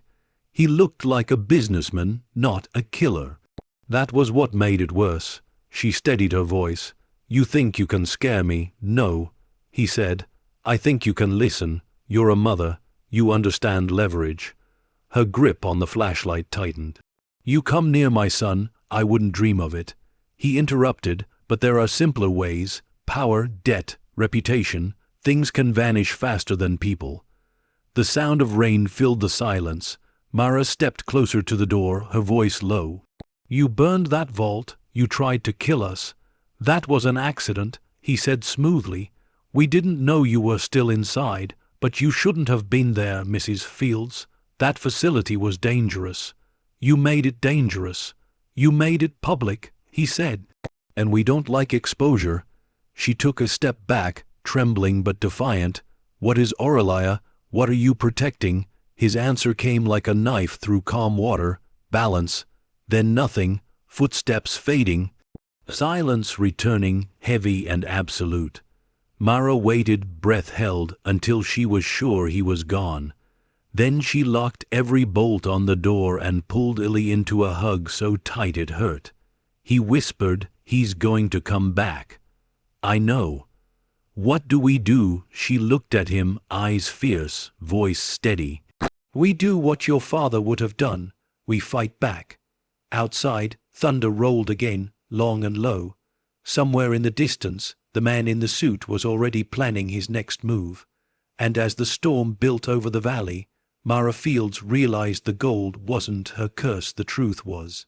The storm raged through the night, hammering against the walls as if the sky itself was trying to break in. The lights flickered, shadows swaying across the walls like restless ghosts. Mara couldn't sleep. She sat in the living room, a blanket wrapped around her shoulders, the journal open in her lap. Every sound outside made her flinch, a branch tapping the window, the slow groan of the wind through the eaves. Each noise could be him, the man in the suit, waiting just beyond the darkness. The clock ticked past 3 a.m. Illy had finally drifted to sleep upstairs, exhaustion winning out over fear. Mara watched the rain run down the glass, her reflection fractured by it. She whispered to herself, "Balance. What does that even mean?" The man's voice echoed in her mind, calm and haunting. "You're a mother. You understand leverage." She closed the journal and stared at it for a long moment. The gold wasn't what scared her, it was the knowledge. Whatever Thomas had tried to hide, it wasn't just money. It was power, and now she was part of it. Lightning flashed, lighting up the yard in stark white. For a brief second, she saw it, the dark outline of a car parked near the tree line, headlights off. Her breath caught. She moved quietly, turning off the lamp, plunging the room into shadow. The thunder followed a heartbeat later, covering her movements as she crept to the window. The rain blurred the glass, but she could just make out the silhouette of a man leaning against the car, his hands in his pockets, watching. The man in the suit hadn't left. He'd been waiting. By dawn, the rain had stopped. The world outside was muted, washed clean and hollow. When Illy came downstairs, bleary-eyed and pale, he found Mara sitting at the table again, the same place she'd been all night. He looked out the window. The car was gone. Was he there? He asked quietly. "Yes," she said. "All night." Illy swallowed. "What does he want from us, really?" She looked up at him, her eyes hard. "Control. Whatever Aurelia was doing, it wasn't just smuggling gold. They were moving something powerful enough to build an empire or destroy one. The gold was just the camouflage." Illy frowned. "And Dad," her chest tightened, "he used to do contract work near Redhaven, salvage. Maybe he found something he shouldn't have. Maybe that's why." Her voice broke, trailing off into silence. The thought had haunted her for years, Sam's death on that quiet, nameless road. The police had called it an accident, but now, looking back, she wasn't so sure. Illy's voice pulled her back. "So what do we do now?" She reached across the table and took his hand. "We get ahead of them. We finish what Thomas started." He stared at her, fear flickering behind his anger. "You mean find the rest of it?" She nodded. "Before they do." By mid-morning, Mara had the map spread across the table, its edges weighted with coffee mugs and the brass coin. Sunlight slipped through the curtains, pale and weak. She traced a line from Redhaven Airfield to a point marked with a faint X north of town, the crash site. "That's where it all began," she said. Illy leaned over the map, frowning. "That's up in the Quarry Ridge, right? They fenced that area off years ago." "Which means it's exactly where they'd hide something." He sighed.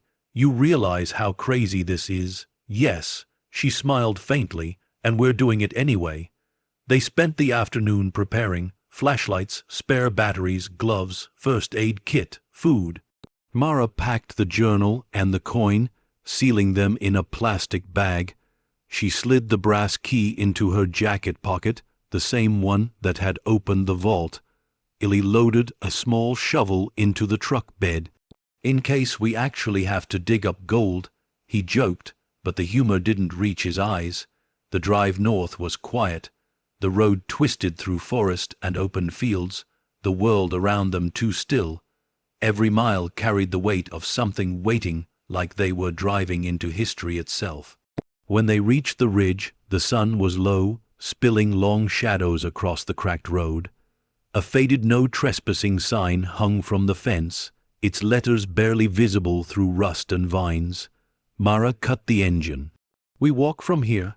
They climbed through a gap in the fence and followed an overgrown trail that wound toward the quarry. The air smelled of rain, soaked earth and pine. Every step echoed faintly, the sound lost in the vast silence. Illy walked close beside her. "You think anyone's been out here since the crash?" "Maybe," she said, "but not lately." The trail opened into a clearing. There, half sunken into the earth, were the remains of the helicopter Thomas's final resting place. The metal was scorched, twisted, barely recognizable. Grass had grown through its frame, nature reclaiming what man had lost. Mara stood frozen, staring at it. For a moment, she forgot to breathe. This was where it ended. And maybe where it began. She stepped forward, brushing her hand over the rusted hull. "You really died trying to keep it safe, didn't you?" she whispered, whatever it was. Illy crouched near one of the broken panels. "Mom, look at this." He pointed to a small emblem half, hidden by dirt, the same winged key symbol, still visible after all these years. But below it, something new. A series of numbers etched by hand, not factory made. 117C. Her stomach dropped. Another locker. Illy looked at her, eyes wide. "You think there's more, not a locker," she said softly. "A chain." Thomas mentioned it, Vault Chain 19. Each one linked to another. We only found one piece.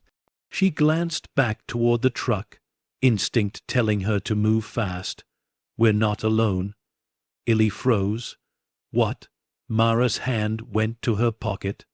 Through the trees, faint movement, shadows gliding between the trunks. "Too steady to be the wind." "Run," she said. They sprinted toward the fence, branches snapping beneath their feet. The woods came alive with noise, the sound of boots, engines, and the low hum of radios. "Split up," she shouted. "Get to the truck." Illy hesitated. "No, go." He ran, vanishing through the trees. Mara turned, drawing their attention away. A flashlight beam cut across her face. The man in the suit stepped from the shadows, calm as ever, raincoat glistening with dew. "Mrs. Fields," he said, his voice smooth and deliberate, "you keep making this difficult." Mara backed away, breath ragged. "You burned that vault. You tried to kill me and my son."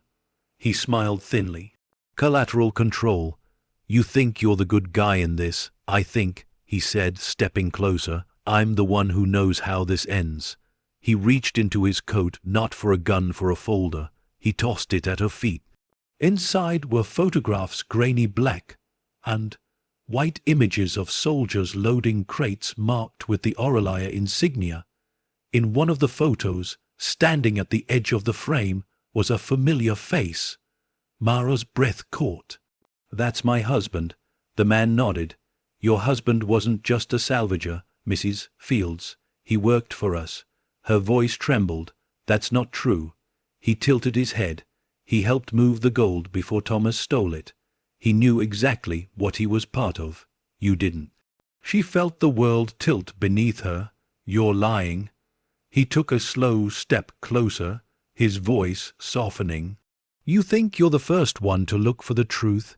Your husband thought he could save you by hiding what he knew, but he underestimated how deep this goes, just like Thomas did, just like you are now. Her throat closed, but she forced the words out. What did he do for you? The man's smile didn't reach his eyes. The same thing you're doing now. He chased the lie until it burned him alive. Mara's hands shook. The rain started again, slow and cold. Then maybe it's time someone finished what he started. He sighed, genuine disappointment in his voice. I was hoping you'd be smarter. He motioned with his hand.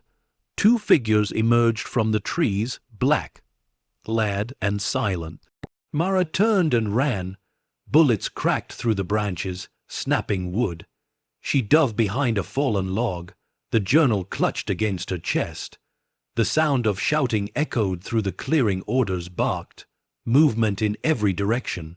She crawled through the mud, heartbeat wild, the world a blur of rain and chaos. She could hear Illy calling her name in the distance, desperate, terrified, and then headlights. The truck's engine roared. Mara broke from cover, sprinting toward the road as the man in the suit shouted behind her. You can't hide the truth forever, Mrs. Fields. It always finds its way home. She jumped into the passenger seat, slamming the door as Illy floored the gas. Gravel flew, the forest vanishing behind them in streaks of darkness. Neither spoke for a long time. The only sound was the rain and the rhythmic thud of Mara's heart against the dashboard. Finally, Illy said, Mom, what did he mean about Dad? She didn't answer. Couldn't. She just looked at the journal in her lap, its cover smeared with mud and rain, and whispered, Maybe the truth isn't buried, Illy. Maybe it's chasing us. And as the truck sped into the night, Mara knew one thing with terrifying clarity. The past she thought she'd buried was finally coming home. The rain had stopped by dawn, leaving the world draped in mist. The sky glowed faintly amber as the sun clawed its way up behind the clouds, but the light felt hollow like a truth half buried beneath the mud. Mara parked the truck behind an old gas station off the county road, its faded sign creaking in the breeze. Both she and Illy were silent, eyes fixed on the horizon, neither knowing what to say after what they'd heard the night before.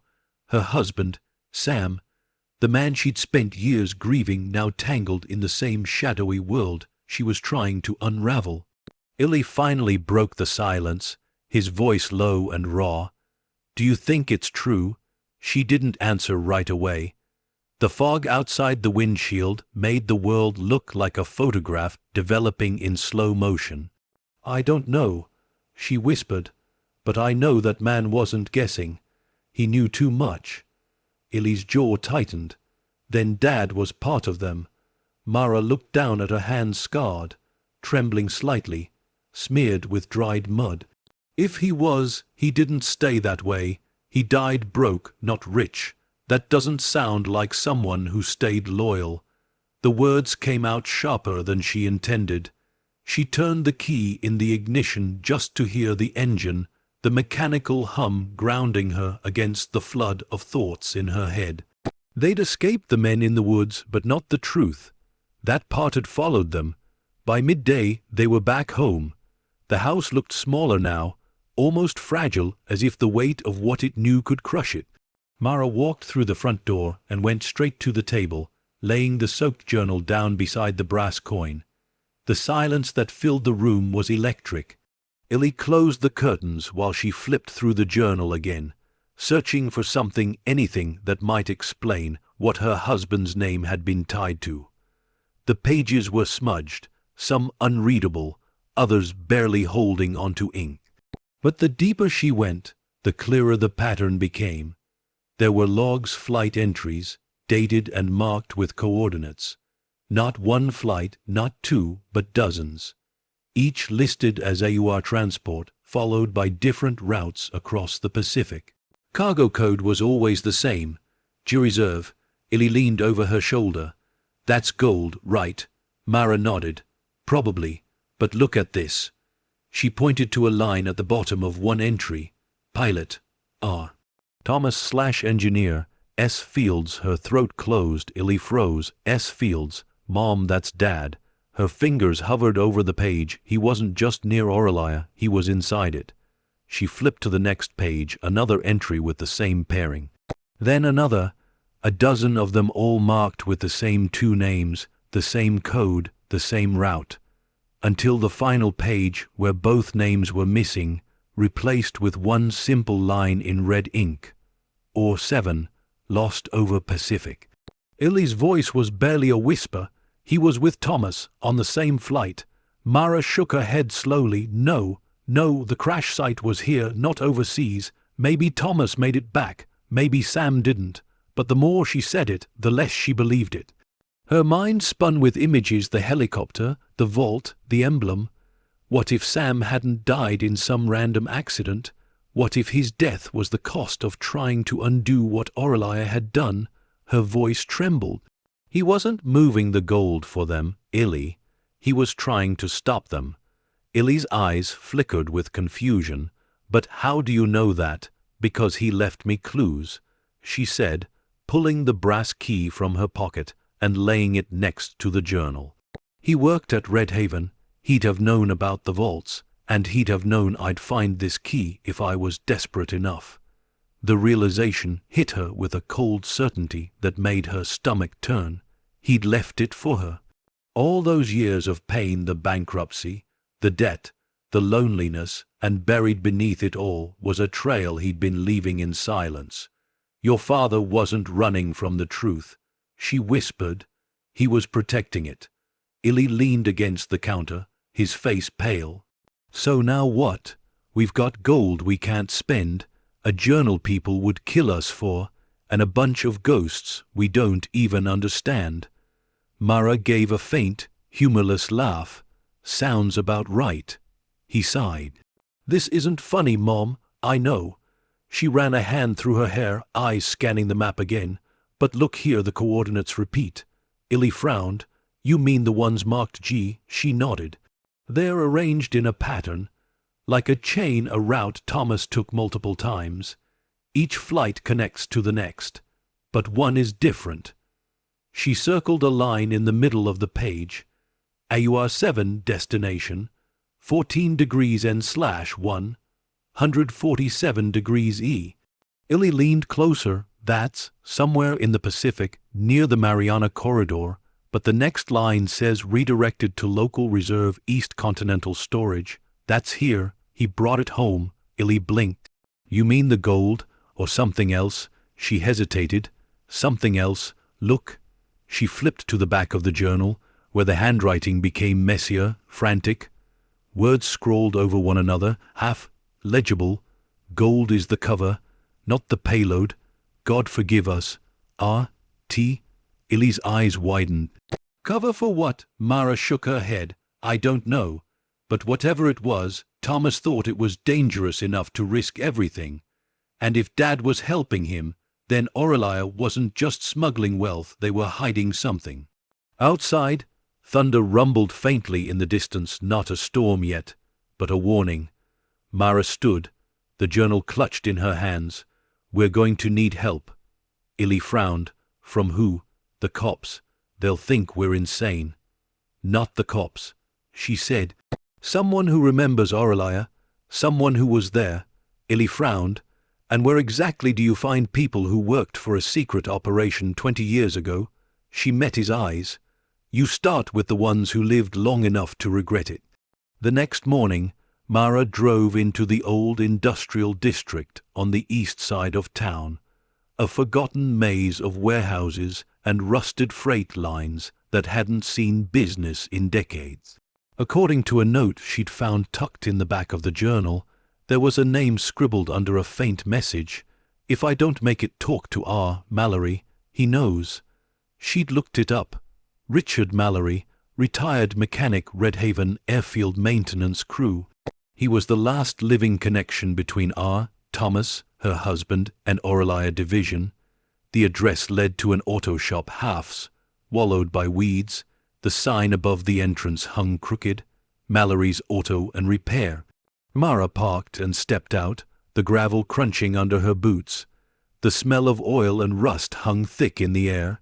Inside, the shop was dim shafts of light breaking through dusty windows, illuminating shelves of old tools and forgotten engines.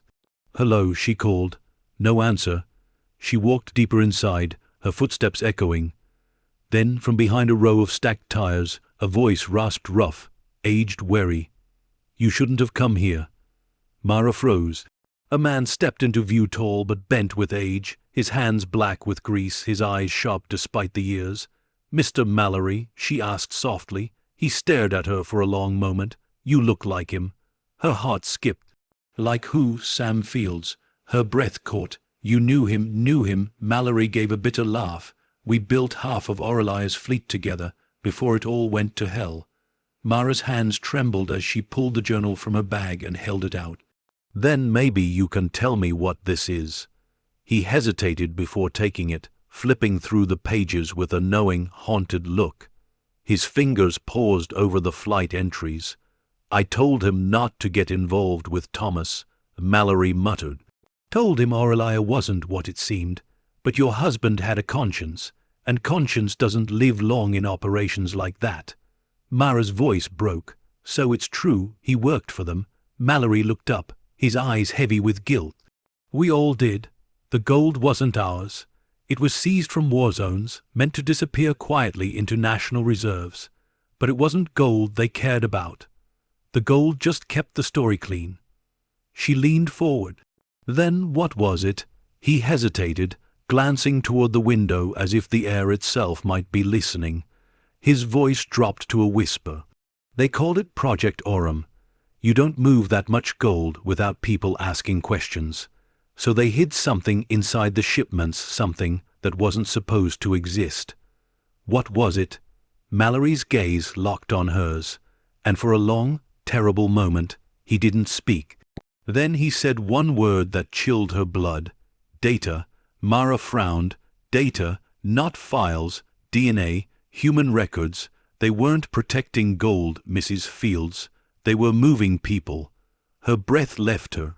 The flight log, the secrecy, the disappearances, all of it suddenly made sense in the worst possible way.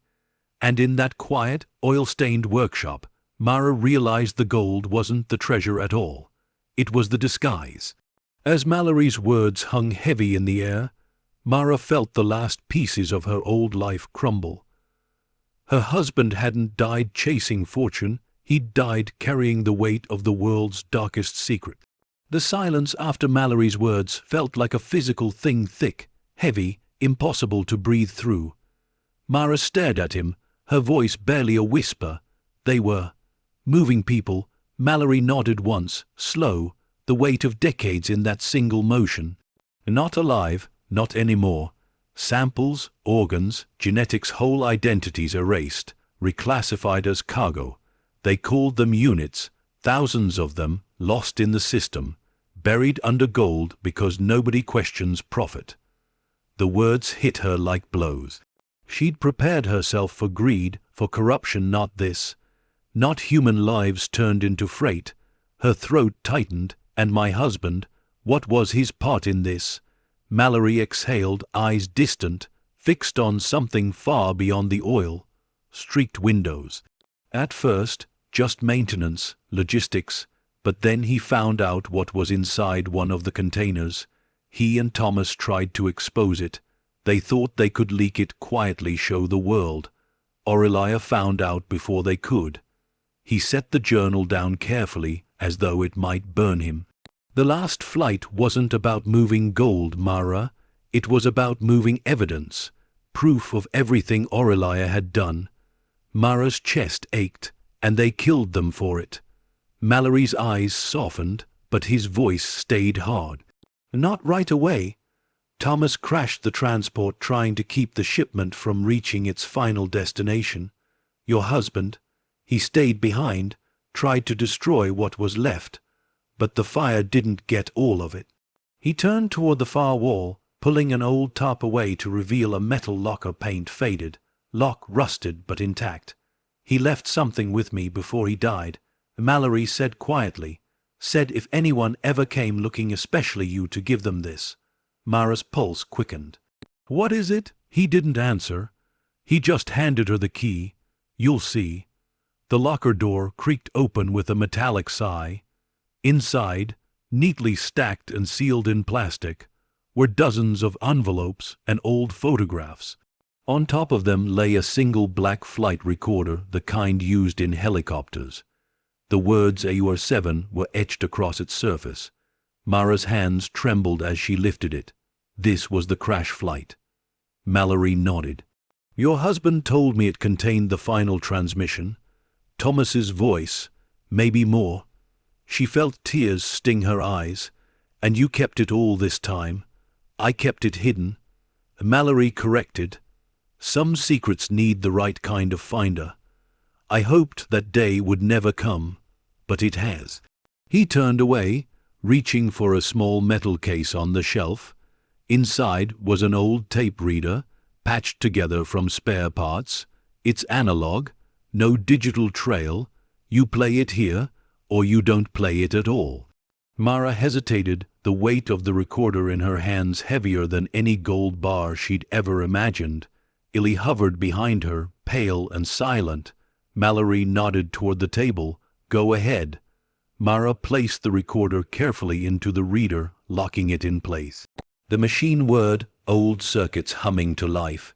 Static filled the room, then a voice, crackling, distant, male. This is flight AUR-7. Repeat, AUR-7. We've deviated from the corridor. Mara's hand flew to her mouth. The voice was broken, fragmented, but she recognized the tone. Not Sam, Thomas. They found out the manifest isn't gold, it's DNA. Entire sequences human. They're cataloging people, erasing names, replacing them with codes. They said it's for protection. I think it's for control. The static deepened. The next words were strained, desperate. If this recording survives, tell Mara, tell her Sam tried to stop it. He was one of us. The tape cut off. The silence that followed was unbearable. Mara stood frozen, the tears breaking free now, rolling silently down her cheeks. Illy whispered, he said your name. She could barely breathe. He knew they'd come after us. Mallory looked at her, voice quiet but firm. Now you understand why they're still watching. That date, to whatever it was, didn't die in that crash. Some of it made it out, and if Aurelia's still active, they'll stop at nothing to recover it. Mara's voice cracked. You mean, it's still out there? Mallory nodded. Pieces of it, yes, scattered, stored in the chain vaults. You found one, there are others. Illy stepped forward, anger rising behind his fear. Then we destroy them, all of them. Mallory shook his head. You can't, not without proof. If you destroy them, you become the criminal. You need to show the world first. Mara turned to him. Then help me. Help me do what Sam and Thomas couldn't. He hesitated, studying her, this woman who looked too tired to stand and too determined to fall. Then he nodded slowly. There's one last place you can look. A failsafe. Where? Thomas built a personal archive, something he kept outside Aurelia's reach. He used a code word to hide it. The coordinates are in his old flight log, but not in plain numbers. They're embedded in a cipher one only his engineer could read. Mara frowned. Engineer? Mallory's gaze softened. Your husband? She stared down at the pages, the coordinates she'd seen 100 times before, suddenly transforming into something deeper. Her pulse raced. You're saying he left the key to decrypt it? He left it with you, Mallory said. He always said you were the only one who'd understand what to do with the truth when you saw it. Her breath trembled. Why me? Because you weren't part of it? he said, "and because you lost everything because of it." For a long moment, she just stood there silent, trembling, caught between rage and awe. She'd spent years thinking her husband had died in vain, a man too good for the world that forgot him. But now she saw the truth. He'd been fighting from the inside, and his fight wasn't over. Ellie's voice broke the quiet. "So what do we do now?" Mara looked up, eyes steady, filled with something cold and bright. "We finish decoding the flight log, we find that archive, and then—" her voice hardened, "we burn Aurelia down." Mallory nodded grimly. "Be careful, they'll be watching." She slipped the recorder and the journal into her bag, her hands trembling but sure. "Let them watch." As she walked toward the door, Mallory called after her, "Mara." She turned. "If you find at the archive, you'll see things you can't unsee. Don't let them change who you are." Her voice came soft, resolute. "They already have." Outside, the air smelled like oil and rain. The sun was breaking through, pale but real, spreading light over the soaked concrete. Ellie followed close behind her, his eyes wide and silent, carrying a fear he didn't yet have words for. They climbed into the truck, and as the engine turned over, Mara stared at the open road ahead. The journal lay on her lap, its pages fluttering in the breeze through the half-open window. Somewhere, hidden in its ink, was the map to everything, the archive, the evidence, the end of the lie. She touched the brass key in her pocket and whispered, "Sam, if you left me this, I'm not stopping until I finish it." The tires rolled over the wet asphalt, carrying them toward the horizon, toward whatever truth lay waiting. Behind them, in the silence of the old workshop, Mallory stood by the window, watching them disappear. His hands trembled as he pulled a cigarette from his pocket, the lighter flame dancing, and just before he turned away, his reflection in the glass caught the faintest glint of gold on his wrist, a cufflink etched with a winged key. As the smoke curled through the air, Mara's engine faded into the distance, unaware that the man who had given her the truth might have just given her another trap. The road stretched endlessly beneath a sky the color of ash. The storm had passed, but the world hadn't decided what came next. The air still smelled of lightning, the clouds still bruised, as if nature itself hadn't finished grieving. Mara drove without music, without words. The steady hum of the truck's engine was the only thing holding her to the present. Beside her, Illy dozed in the passenger seat, his head resting against the window, his face pale with exhaustion. He hadn't said much since they'd left Mallory's shop, just quiet, fearful glances, like he was trying to process a truth too large for the human heart. The journal lay open between them, pages pinned by the brass coin to keep them from fluttering in the wind that seeped through the cracked window. The ink, faded and smeared, looked alive in the early light lines of code, coordinates, and notes in R. Thomas's sharp handwriting, interlaced with Sam's familiar scrawl. Two men united by guilt and a secret that refused to die. Mara traced one of the notes with her finger. Archive location, cross-check with personal contact. M. Thomas. She whispered the name like an echo. M. Thomas. Illy stirred beside her. "Who's that?" "His sister," Mara said quietly. Mallory mentioned once that Thomas had family in the coastal region, a sister who left after the crash. If anyone knows what he was trying to protect, it's her. Illy rubbed his eyes, his voice groggy. "And you think she's still alive?" "I have to," Mara replied, her voice steady, though her grip on the steering wheel tightened. "Because if she's not, then we're chasing ghosts." He gave a small, tired laugh. "Mom, I think we already are." Mara's eyes stayed fixed on the horizon. "Sometimes ghosts tell the truth, the living are too afraid to speak." They drove for hours through fields that turned into cliffs and winding coastal roads where the ocean broke violently against jagged stone.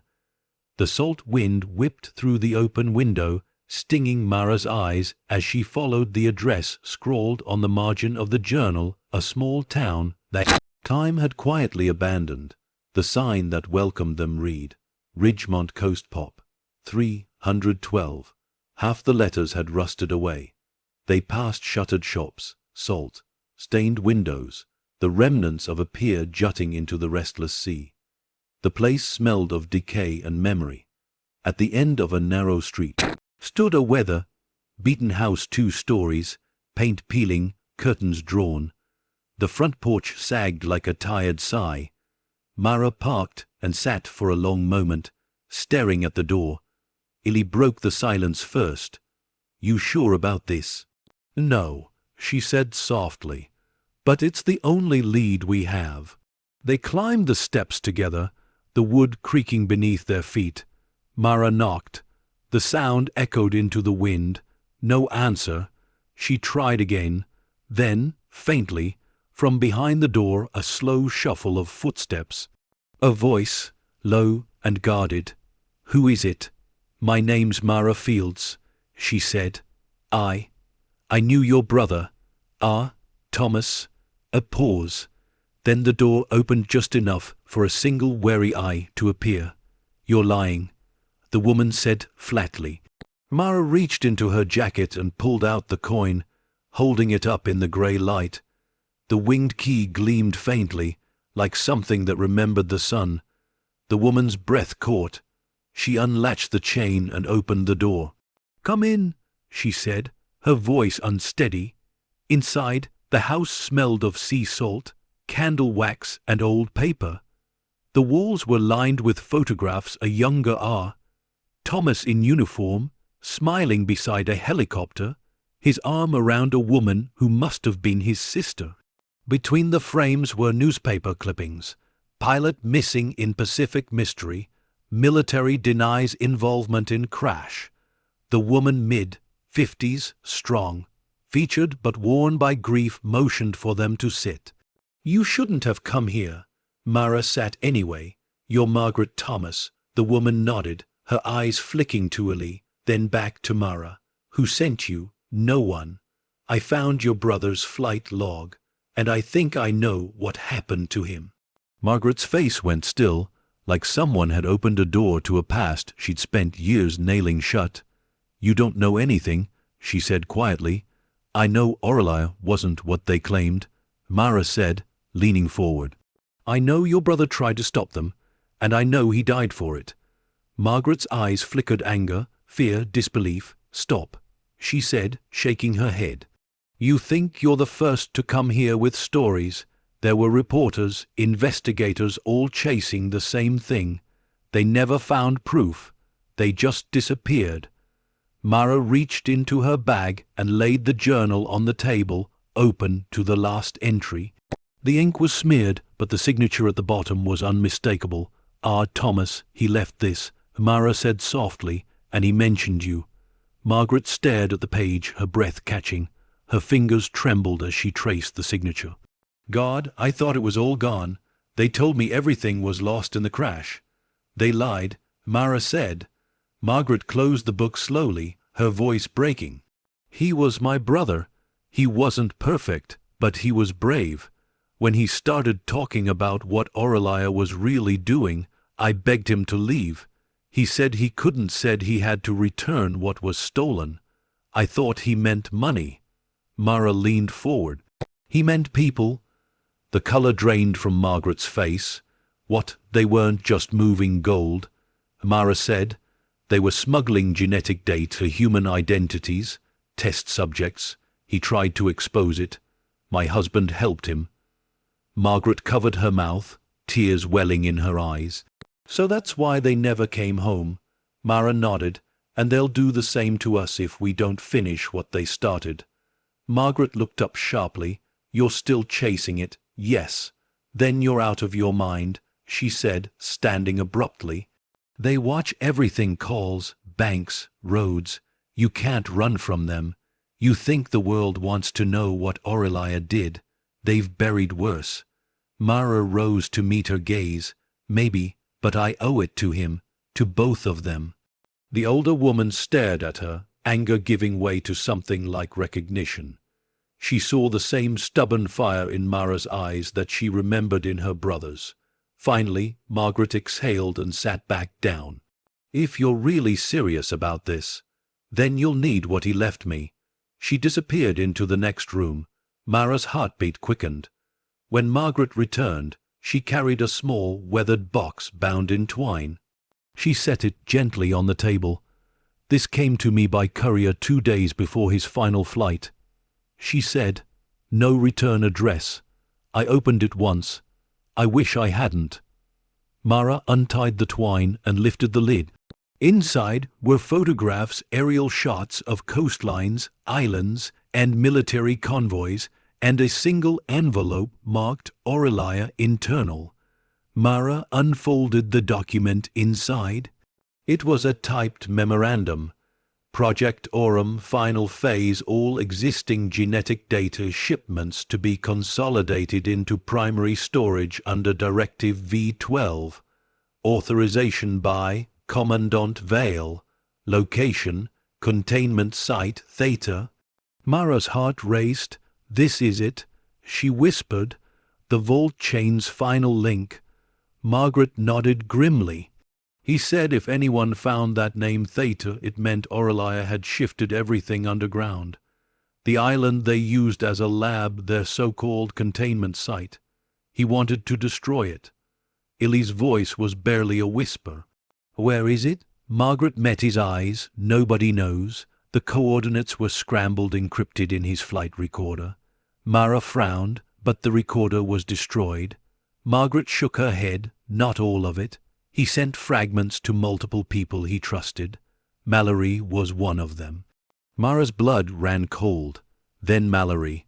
Margaret finished the thought. He's not just a witness. He's a gatekeeper. The realization hit Mara like a blow. The faint gold cufflink. The calm in his eyes. The way he'd known too much and yet let her leave with the truth. He wasn't helping her. He was testing her. Mara's voice dropped to a whisper. He's still working for them. Margaret looked at her, eyes full of fear. Then you'd better run, because if he knows you know he's already coming. Outside, a low rumble rolled through the clouds. Not thunder this time. Engines. Mara looked toward the window, her reflection flickering against the glass as dark vehicles crested the hill in the distance. Her voice was calm, steady, the quiet before a storm. Then we don't run, we finish this. She reached for the journal, the box, and the map, her hands steady despite the pounding in her chest. The past wasn't just haunting her anymore. It was knocking at her door. As the first headlights broke through the mist, Mara Fields realized the ghost she'd been chasing wasn't dead. After all, it was coming home to collect its due.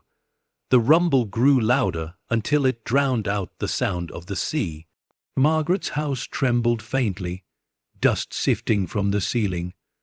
Mara's pulse raced as headlights flickered across the walls, sweeping over faded photographs of her brother, the man whose truth had been buried, and now threatened again. Illy darted toward the window. "Mom, there's 3 of them."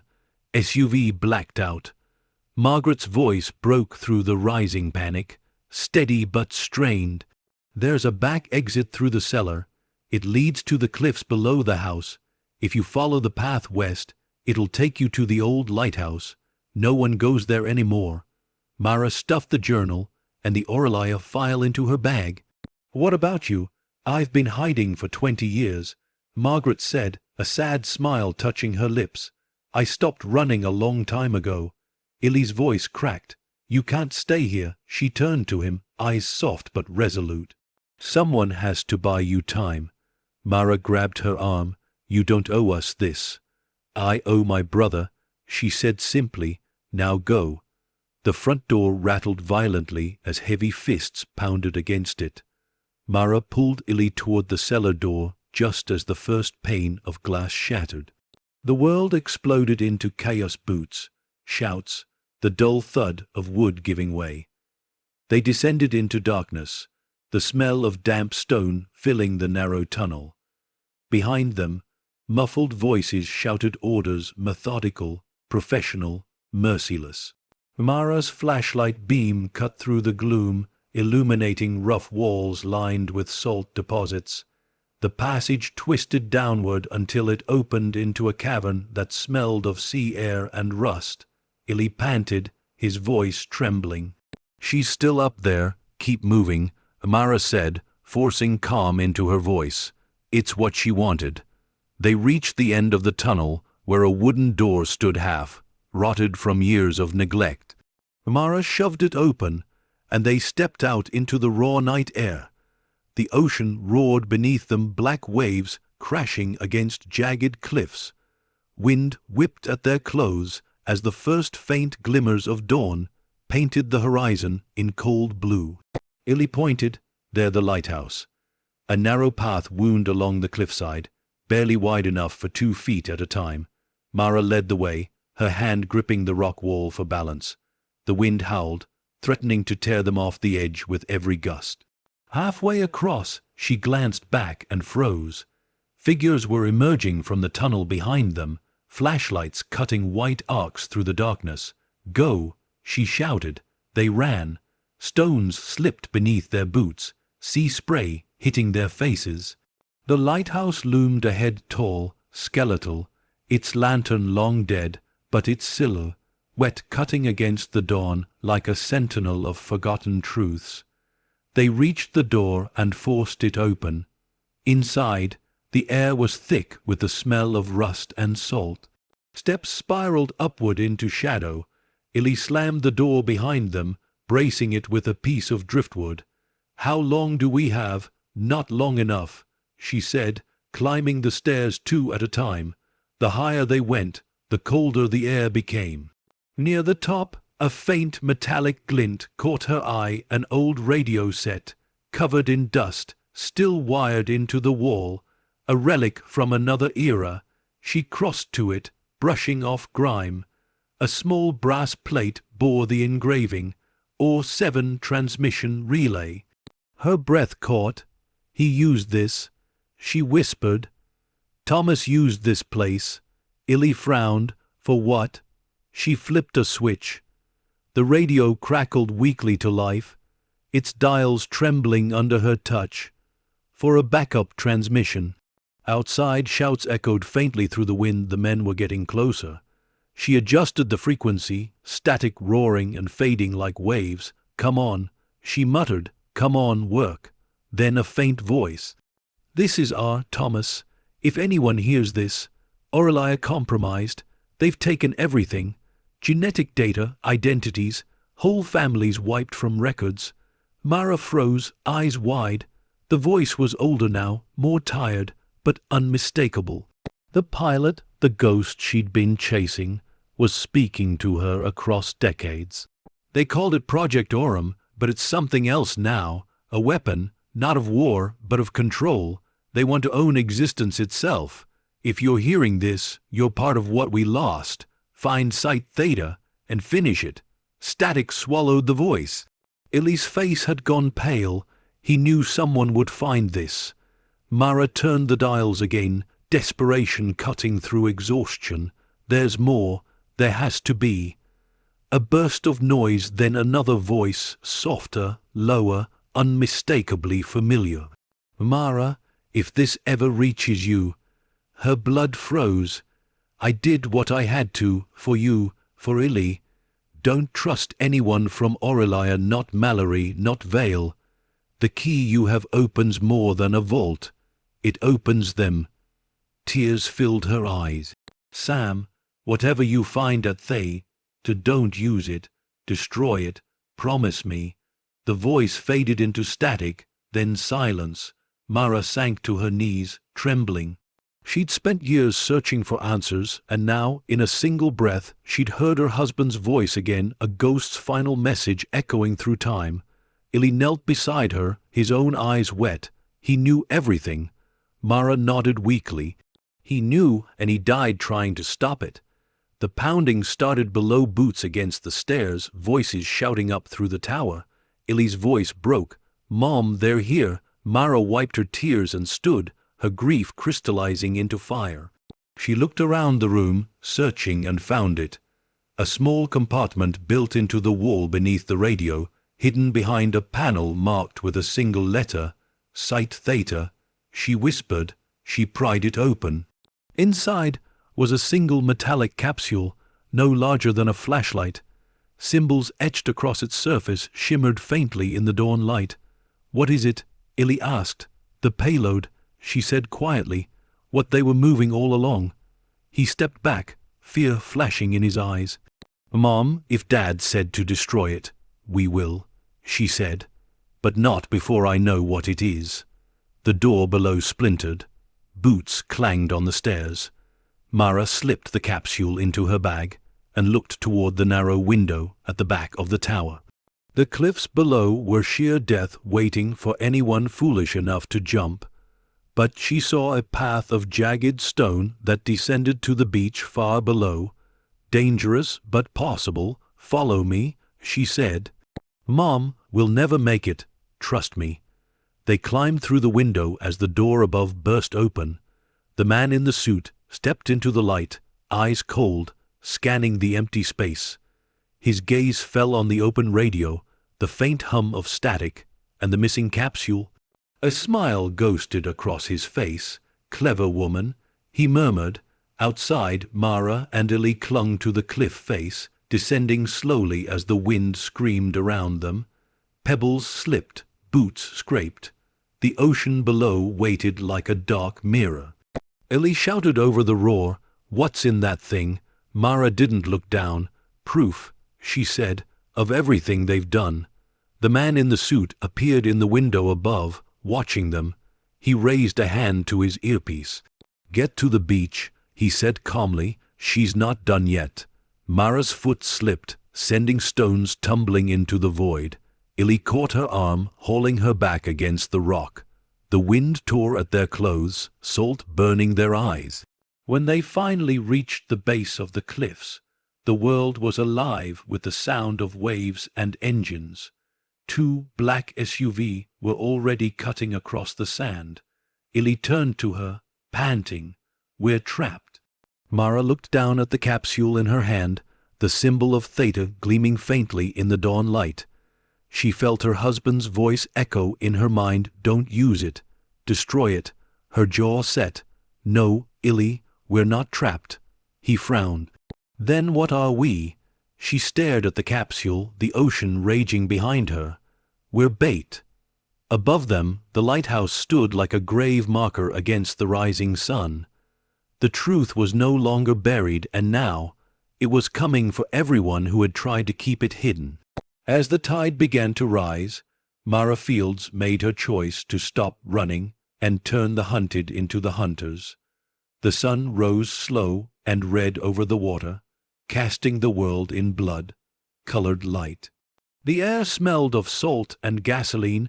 The 2 black SUVs parked on the beach like predators waiting for their prey to move. Mara stood on the wet sand, her clothes torn and heavy from the climb, her fingers tight around the metallic capsule. Its surface shimmered faintly, cold even in the sun, a secret trapped in steel. Illy crouched beside her, chest heaving, eyes wide with fear. "They're coming closer," he said, voice trembling. "Mom, we can't fight them." She looked at him, her expression calm, steady, the calm of someone who'd already decided not to run anymore. "We're not fighting them," she said softly. "We're finishing this." Illy blinked, confused. "What do you mean?" Mara turned the capsule in her hand, her reflection distorted across its surface. "Thomas called it Site Theta. That means this thing isn't just proof, it's a key. If we can find the place it opens, we end this for good." Illy's voice cracked. "And if they get it first, then the world never finds out what happened." The wind picked up, whipping her hair across her face. The ocean hissed and foamed at their feet. Mara looked back up the cliff. The lighthouse stood like a wound against the sky, smoke still rising from its broken top. Behind them, engines roared to life. "Run!" she shouted. They sprinted across the beach, sand flying under their boots. The trucks thundered forward, tires spinning, headlights cutting through the morning haze. Bullets snapped through the air, slicing sand into clouds. left, Mara yelled, veering toward the rocks. Illy followed, lungs burning, adrenaline flooding every nerve. They dove behind a crumbling concrete bunker, relics of an old coastal defense post, long abandoned. The vehicles stopped near the waterline, doors opening in perfect unison. Men stepped out, black uniforms, visors, weapons drawn, and at their center, calm as the sea before a storm, stood the man in the suit. He adjusted his cufflink, sunlight glinting off the winged key etched into gold. "Mrs. Fields," he called out, his voice carrying effortlessly across the wind.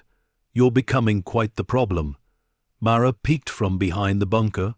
"You mean a threat?" she whispered under her breath. He smiled faintly. "You don't understand what you're holding. That capsule isn't evidence, it's contagion. It holds data that can't exist. It was never meant to leave containment." She shouted back, "You mean it wasn't meant to be found?" He sighed, almost disappointed. "You think you're a hero. You think you're saving something. But the truth, Mrs. Fields, is simple. Some things have to stay buried, or the world burns with them." Mara felt Illy's hand tighten around her arm. "Mom, we can't stay here," he whispered. "I know." She looked past the bunker, where the cliffs curved into a narrow cave half hidden by shadows. The tide had pulled back just enough to reveal a dark opening. "A natural tunnel, there," she said. They ran for it. The man in the suit raised a hand. "Do not fire," he ordered. "If she damages the capsule, we lose everything." The men followed on foot, boots thudding on wet sand. Mara and Illy plunged into the cave, the light fading behind them. The sound of the ocean softened into a dull heartbeat as the tunnel swallowed them whole. Water dripped from the ceiling, echoing through the hollow stone. Illy's voice trembled.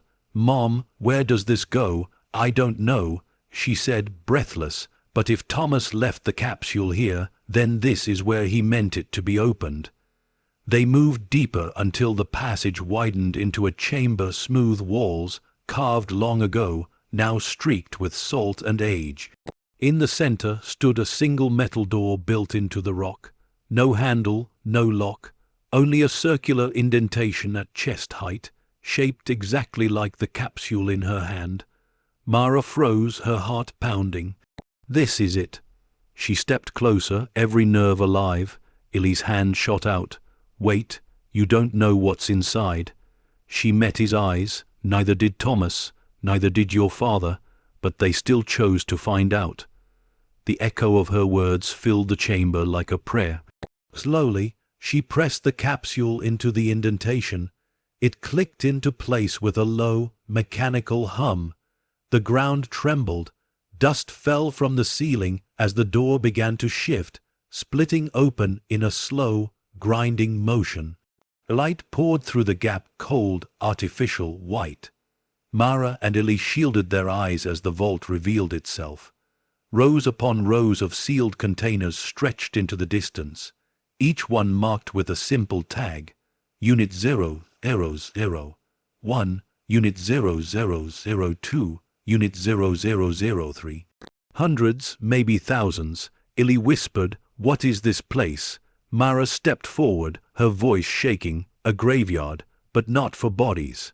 She wiped the dust off one of the containers and froze.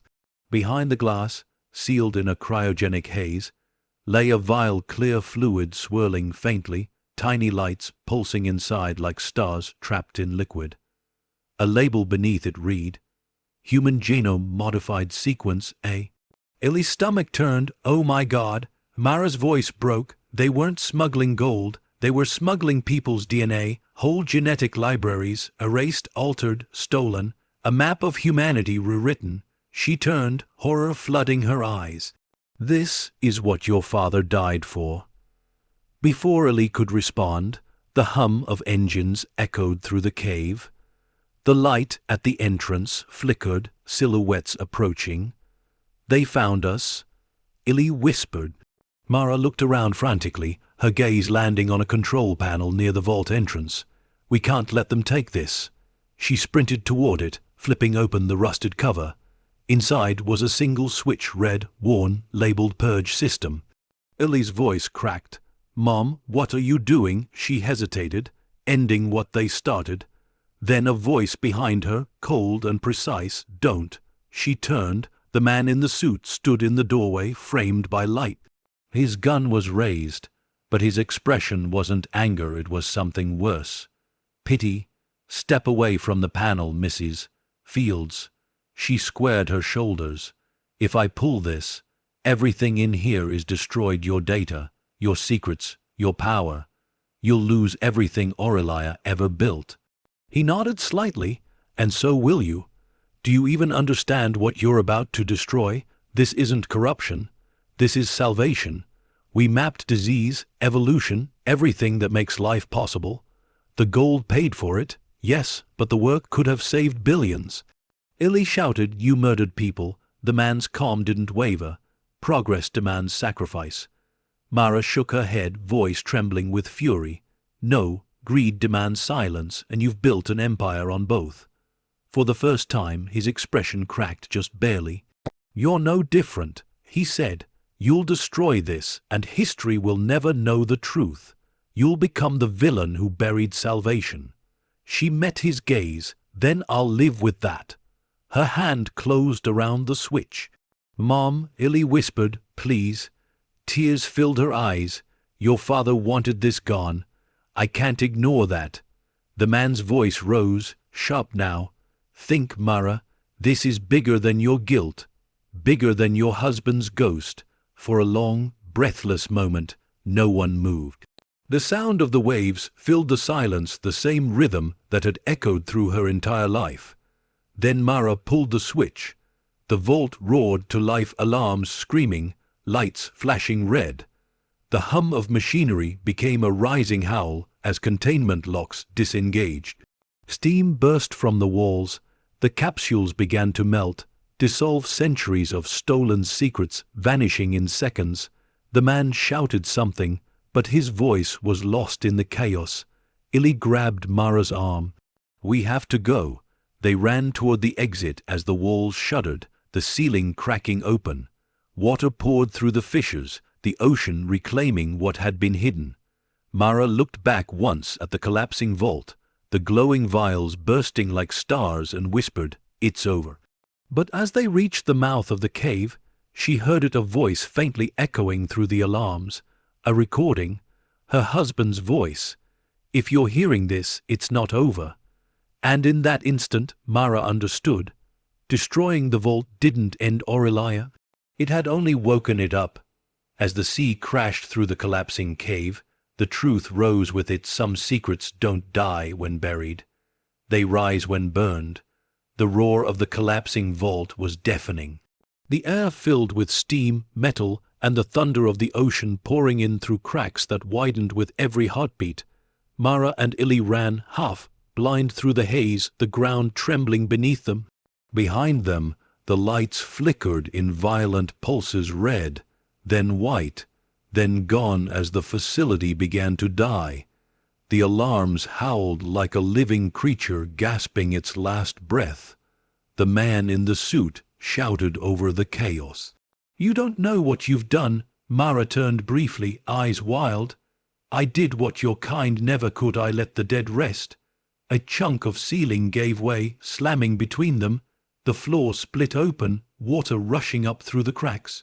The man in the suit staggered, but didn't fall. He stared at her through the smoke, his expression calm, even as fire licked the walls around him. "You think this ends with a button?" he said, voice low, almost a whisper against the roar.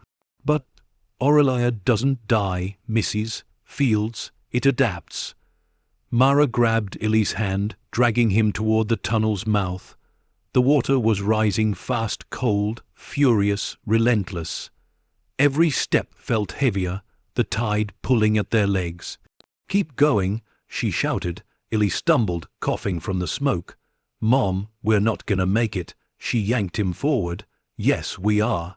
Behind them, the man in the suit lifted something from the water, the capsule. somehow pried loose from its chamber before the purge.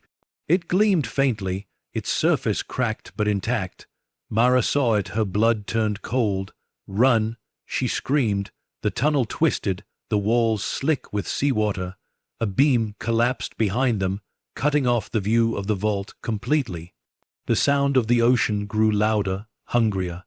When they burst into daylight, the world had gone grey. The tide had surged, waves slamming against the rocks as if trying to drag them back in. They scrambled up the cliffside path, fingers raw, lungs burning. Halfway up, Illy slipped, catching a jagged ledge. His hand tore open, blood smearing the stone.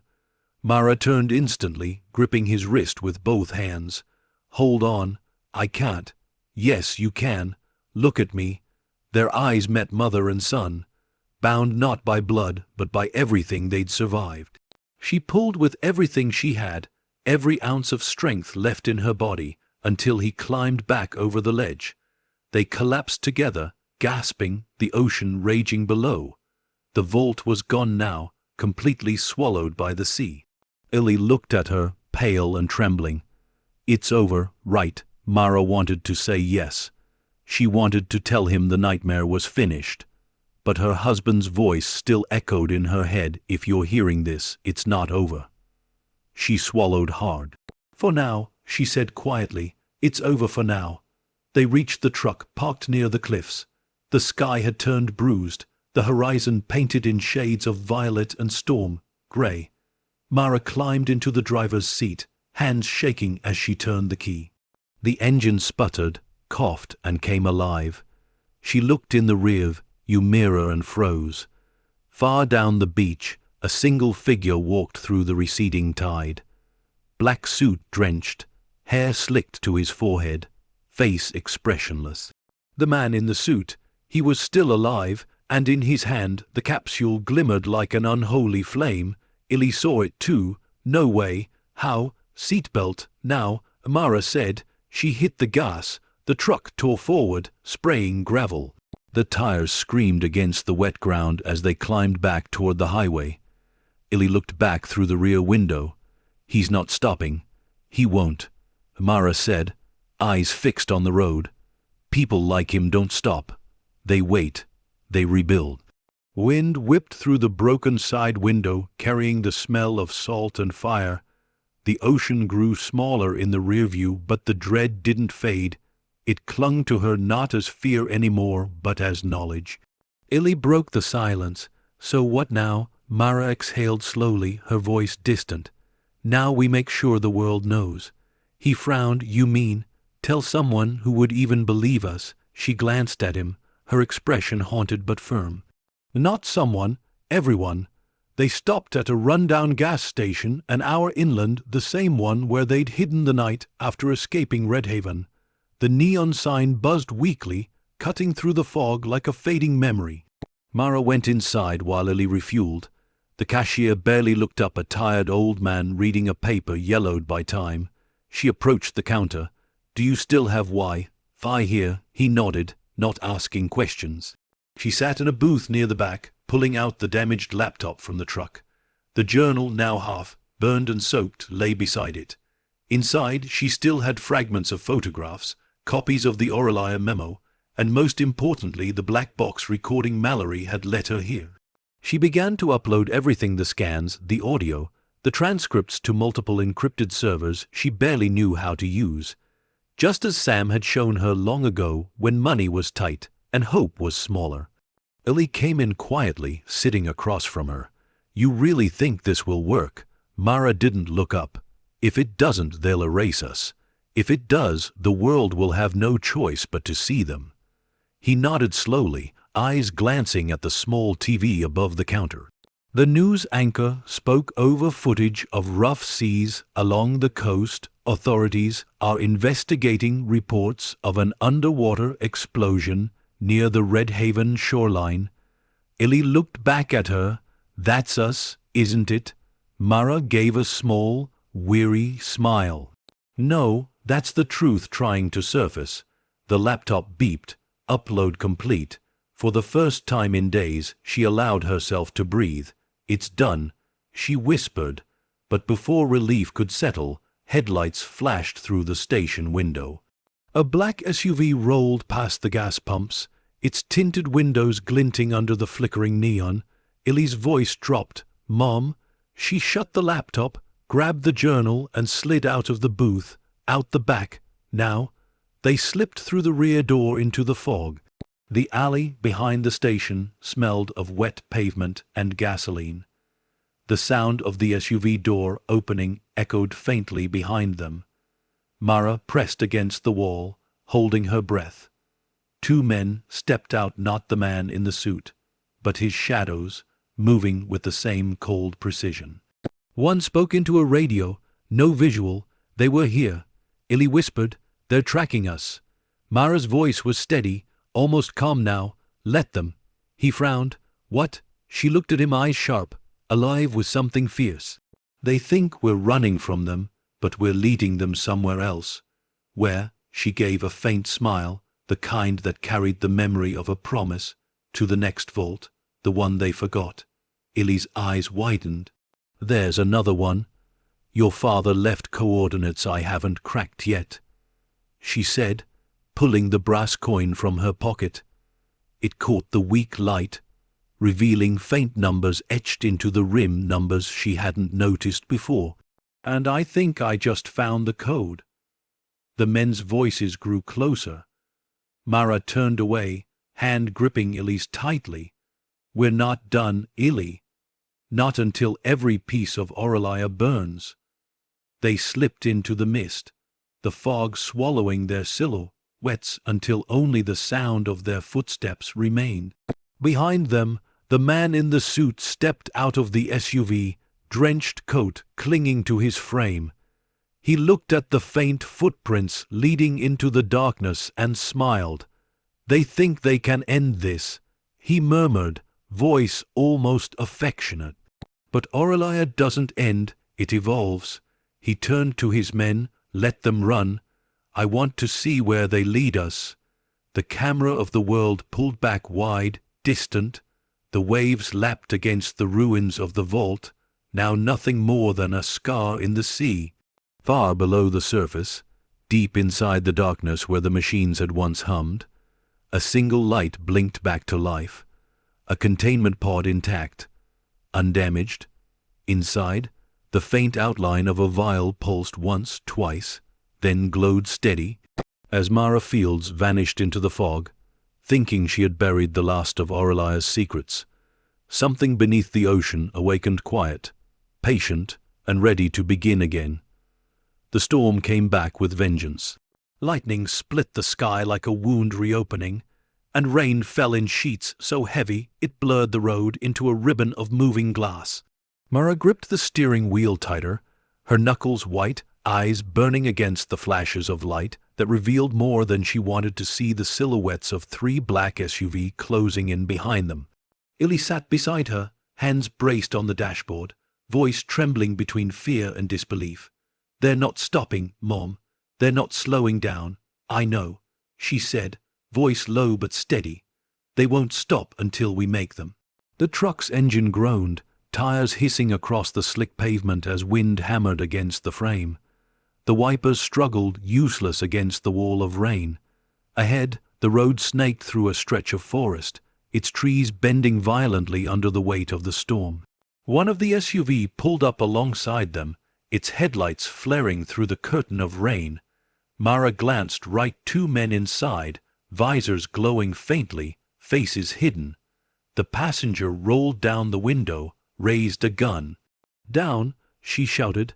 Ellie ducked as bullets ripped through the side mirror, shattering it into glittering fragments. Mara swerved hard left, slamming the truck into the SUV side. Metal screamed, sparks flying. The vehicle spun, tires losing grip on the wet asphalt, before it smashed into the guardrail and disappeared into the ravine below. Ellie lifted his head, breathing hard. I know," she said, her voice shaking. "I'll feel bad later." The second SUV accelerated behind them, closing in. Its headlights grew larger, brighter, blinding. Ellie shouted, "They're trying to ram us. Mara gritted her teeth. Let them try. She jerked the wheel left, then right, fishtailing the truck as a bolt of lightning illuminated the world in stark white. For a heartbeat, everything froze, rain suspended midair, the forest glowing, and beyond the curve of the road, a sign half hidden by mud and leaves. Old Redhaven Quarry closed due to flooding. Mara's pulse spiked. That was where it had all started, the helicopter crash site. Her voice was barely audible. He's leading us back there. Illy looked at her, fear and realization dawning at once. He wants the rest of it. The vault wasn't the only one. Mara pressed harder on the gas. Then we'll get there first. The road narrowed, hugging the edge of a mountain as wind howled through the trees. Rain lashed the windshield so fiercely it sounded like breaking glass. Every turn felt like driving through oblivion. One wrong move, and the cliff would swallow them whole. The third SUV came out of nowhere, emerging from the tree line ahead, blocking the path. Its engine roared, tires spinning mud as it angled itself across the road. Mara hit the brakes. The truck skidded sideways, water spraying up in arcs. Illy's head slammed against the window. The world tilted, spun, then stopped with a violent jolt as the truck came to rest sideways in the middle of the road. The SUV surrounded them, headlights blazing like interrogation lamps. Mara's breath came fast. She looked at Illy. When I say run, you run. Do you understand, Mom? Do you understand? He nodded, terrified. The rain fell harder, the sound of it drowning out everything until one door opened. The man in the suit stepped out. The storm didn't touch him. It bent around him, as though afraid to ruin his perfect composure. His slick coat gleamed under the rain, and his expression was calm, almost gentle. He walked toward the truck with the same quiet patience he'd always carried, his polished shoes sinking slightly into the mud.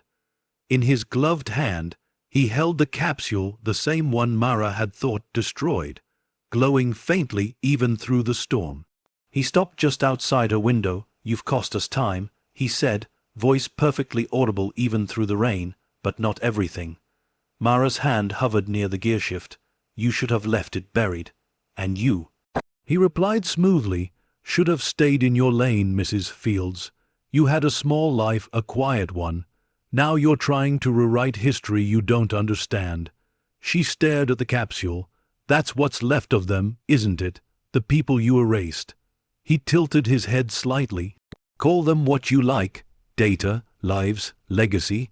The world runs on the bones of its own progress. Illy shouted from the passenger seat. You're a murderer. The man's eyes flicked toward him, then back to Mara. He's young, still believes in good and evil. You should teach him that the world isn't that simple. Mara's voice was cold. He's learning by watching you. The man sighed softly, as if disappointed. You think you're destroying evil, but Aurelia was created to preserve humanity, to ensure that when the world ends, it has the tools to begin again. You're lying. Am I? He raised the capsule, the light within it pulsing faintly. This isn't a weapon, Mrs. Fields. It's the blueprint of survival. Every genetic cure we ever discovered, every disease we ever erased. You've spent your life fighting to survive, haven't you? Imagine if you didn't have to anymore. She stared at it, heart pounding. If that's true, then why kill for it? He smiled faintly. Because humanity never earns what it's given freely. The storm intensified, thunder cracked like gunfire overhead. Mara felt her husband's words echo again in her mind. Don't use it. Destroy it. Her voice came out steady. You're right about one thing. Humanity doesn't earn things easily. That's why I'm taking it back. The man's smile faded. You can't run anymore. I'm not running. Her hand slammed the gearshift into reverse. The truck lurched backward, tires spinning, engine screaming. She swung the wheel hard left, slamming into one of the SUV. Metal shrieked. Illy grabbed the dashboard as the vehicle behind them fishtailed. Bullets shattered the back window. Mom, Illy shouted. Mara floored it. The truck tore through the gap between the SUV, tires spitting mud. The man in the suit turned, his coat whipping in the wind, but he didn't move to chase. He just watched, calm, calculating, after them. He said softly. The two remaining vehicles surged forward, engines howling. The road to the quarry was nearly invisible now, washed out by rain and mudslides. Trees bent sideways in the wind, roots exposed like the veins of the earth itself. Mara's eyes flicked between the road and the mirror, where the black shapes of their pursuers gained ground with every turn. Illy gripped the handle above the window, his knuckles white. "Where are we even going?" "To the place they've been trying to reach," she said. "If there's still something buried there, it ends tonight." Lightning split the sky, illuminating the quarry ahead, a vast crater of stone and water, black as ink. The crash site, the same place where she'd found the helicopter, where all of it had started. Illy whispered, "You think there's another vault down there?" Mara's voice dropped. "I think there's a truth they couldn't erase." The truck skidded to a stop at the quarry's edge. The rain had turned the dirt to sludge, and the old excavation cranes loomed like skeletons in the lightning flashes. Behind them, the SUV stopped. Their headlights glowed white through the storm. Mara looked at Illy. "You stay here." "No, not this time." She stared at him, saw the same determination she'd seen in Sam, that stubborn, impossible will that refused to die even when the world demanded it. She nodded once, then stay close. They climbed out, rain slashing across their faces. The quarry stretched before them, the water churning violently under the storm. Mara pulled the brass coin from her pocket, running her thumb over the faint numbers etched into its rim. The pattern clicked in her mind coordinates, but not for a vault, for something deeper. She turned toward the cliffside, the direction the old flight map had marked decades ago. "There," she said. Illy squinted. "What's there?" "Proof." Thunder rolled across the valley, shaking the ground. The man in the suit stepped out of the lead SUV, coat billowing in the rain. He called out, voice calm and unshaken. "Mara, it's over. Come back. I'll let the boy go." Her answer was swallowed by the storm. She took Illy's hand, and together they ran toward the cliffside. The final chase had begun. Behind them, the engines roared. Ahead, the truth waited, buried in the same earth that had taken her husband, waiting for someone brave enough to dig it back up. And as lightning illuminated the broken quarry, Mara Fields realized the storm outside wasn't half as dangerous as the one she was about to unleash within. The wind howled like something alive, screaming across the quarry and twisting the rain into spirals. Mara and Illy sprinted through the mud, the ground slick beneath their boots, lightning illuminating the nightmare unfolding behind them. 3 SUV racing through the storm, engines roaring, headlights slicing through darkness like knives. The man in the suit stood in the open, unbothered by the chaos, his gaze fixed on her. Even from a distance, Mara could feel his calm, that dreadful patience, the confidence of a man who believed he had already won. "Mom," Illy shouted over the storm. "They're almost here." Mara's eyes locked onto the old excavation ramp that sloped toward the heart of the quarry, where the helicopter's remains still lay half buried in the rising floodwater. Down there, they slid down the muddy incline, grabbing at exposed roots and debris to keep from tumbling head first. Water rushed past their feet, swirling in eddies that threatened to drag them down. Lightning flashed again, and for a single, blinding instant, Mara saw it, the wreck of the helicopter, blackened and broken, its tail jutting from the earth like a monument to everything that had been lost. The insignia was still visible on its side. Aurelia Division. Illy stumbled beside her. "We're back where it started." Mara nodded, breath ragged. "That's where it ends." Behind them, headlights swerved down the ramp, engines straining against the mud. Men shouted through radios, the storm devouring their voices. The sound of weapons cocking cut through the thunder. Mara ducked behind the helicopter's frame, shoving Illy down with her. Bullets tore through the air, sparks leaping off metal. "Stay down," she yelled. Illy covered his head. "Mom, they'll kill us. Not if we move first." She reached into her bag and pulled out the damaged laptop, now flickering with water damage. The screen came alive just enough to show the last coordinates Sam had hidden in the flight log, lines of numbers that pulsed faintly before fading to black. Mara whispered, half to herself, half to the storm. "You hid it here, didn't you, Sam?" Her hands dug into the mud, searching near the wreck's base. Lightning struck nearby, the shockwave rattling her bones. She kept digging, fingers numb and raw, until they hit metal. A small case rusted shut. She yanked it free, mud splattering across her face. The Aurelia emblem was still etched into its surface, a winged key. The symbol that had haunted her since the day she bought the helicopter for $10. Illy crouched beside her. "What is it?" "I don't know," she said, breath shaking, "but your father wanted it found." The gunfire stopped. The air went still unnaturally so. Mara turned, realizing the silence wasn't mercy. It was precision. Through the rain, the man in the suit approached, his coat whipping in the wind. His men stood behind him, weapons lowered but ready. He didn't need to shout. His presence filled the storm like gravity itself. He stopped a few meters away, voice calm and clear. "That case belongs to us." Mara clutched it tighter. "You already took enough." His eyes flicked to Illy, then back to her. "You don't even know what you're holding. That's the original containment file, the seed of the entire project. If it's destroyed, everything we've built dies with it." Illy's voice trembled. "Then maybe it should." The man studied him, the faintest trace of curiosity breaking his perfect composure.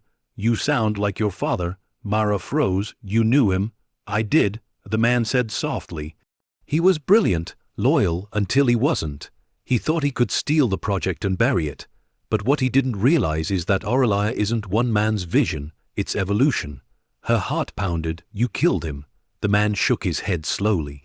"No, he killed himself. He tried to destroy the core file, and the crash did the rest. I only made sure no one followed in his footsteps." Mara's voice broke into a whisper. "Then why come after me? Because you're doing what he did," he said.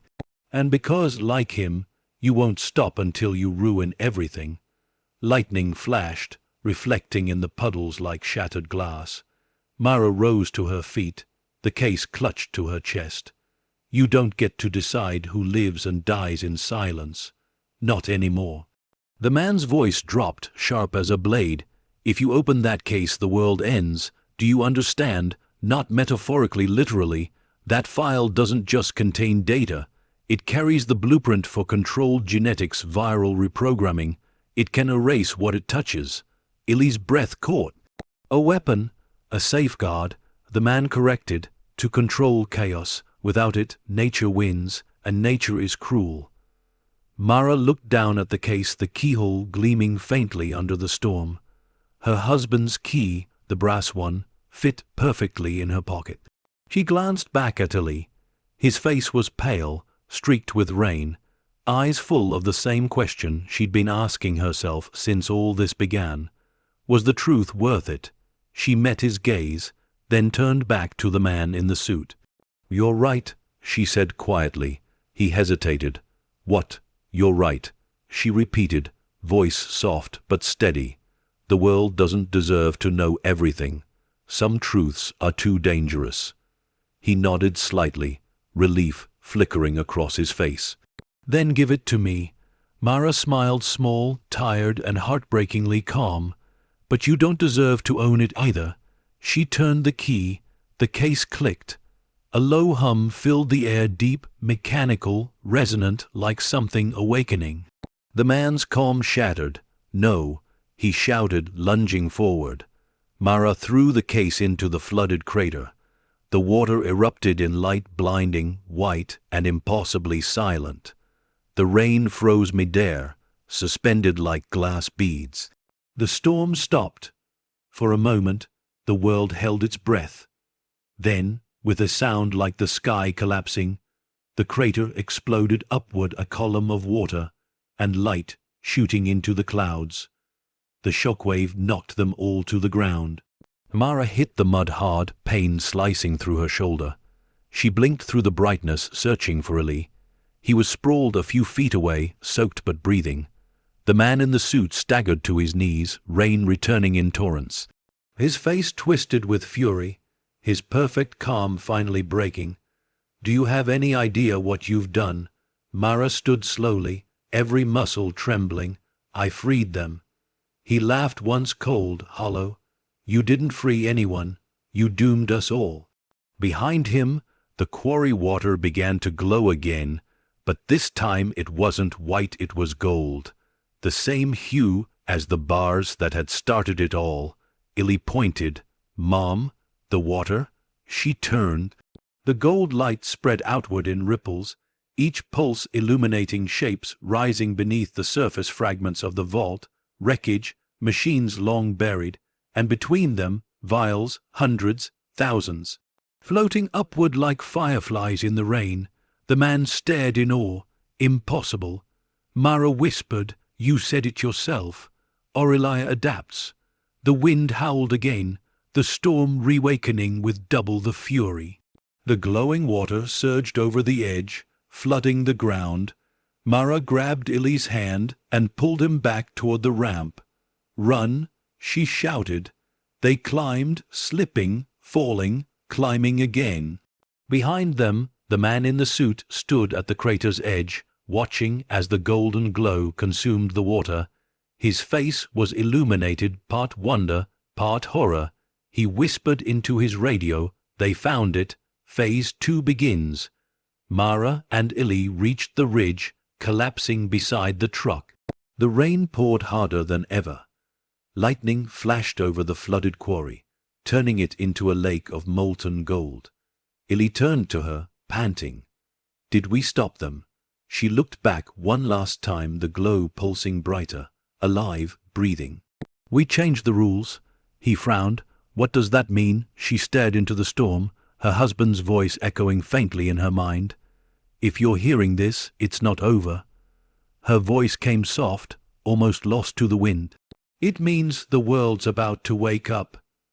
As thunder tore the sky apart and gold light rose from the earth, Mara Fields realized she hadn't ended Aurelia, she had set it free.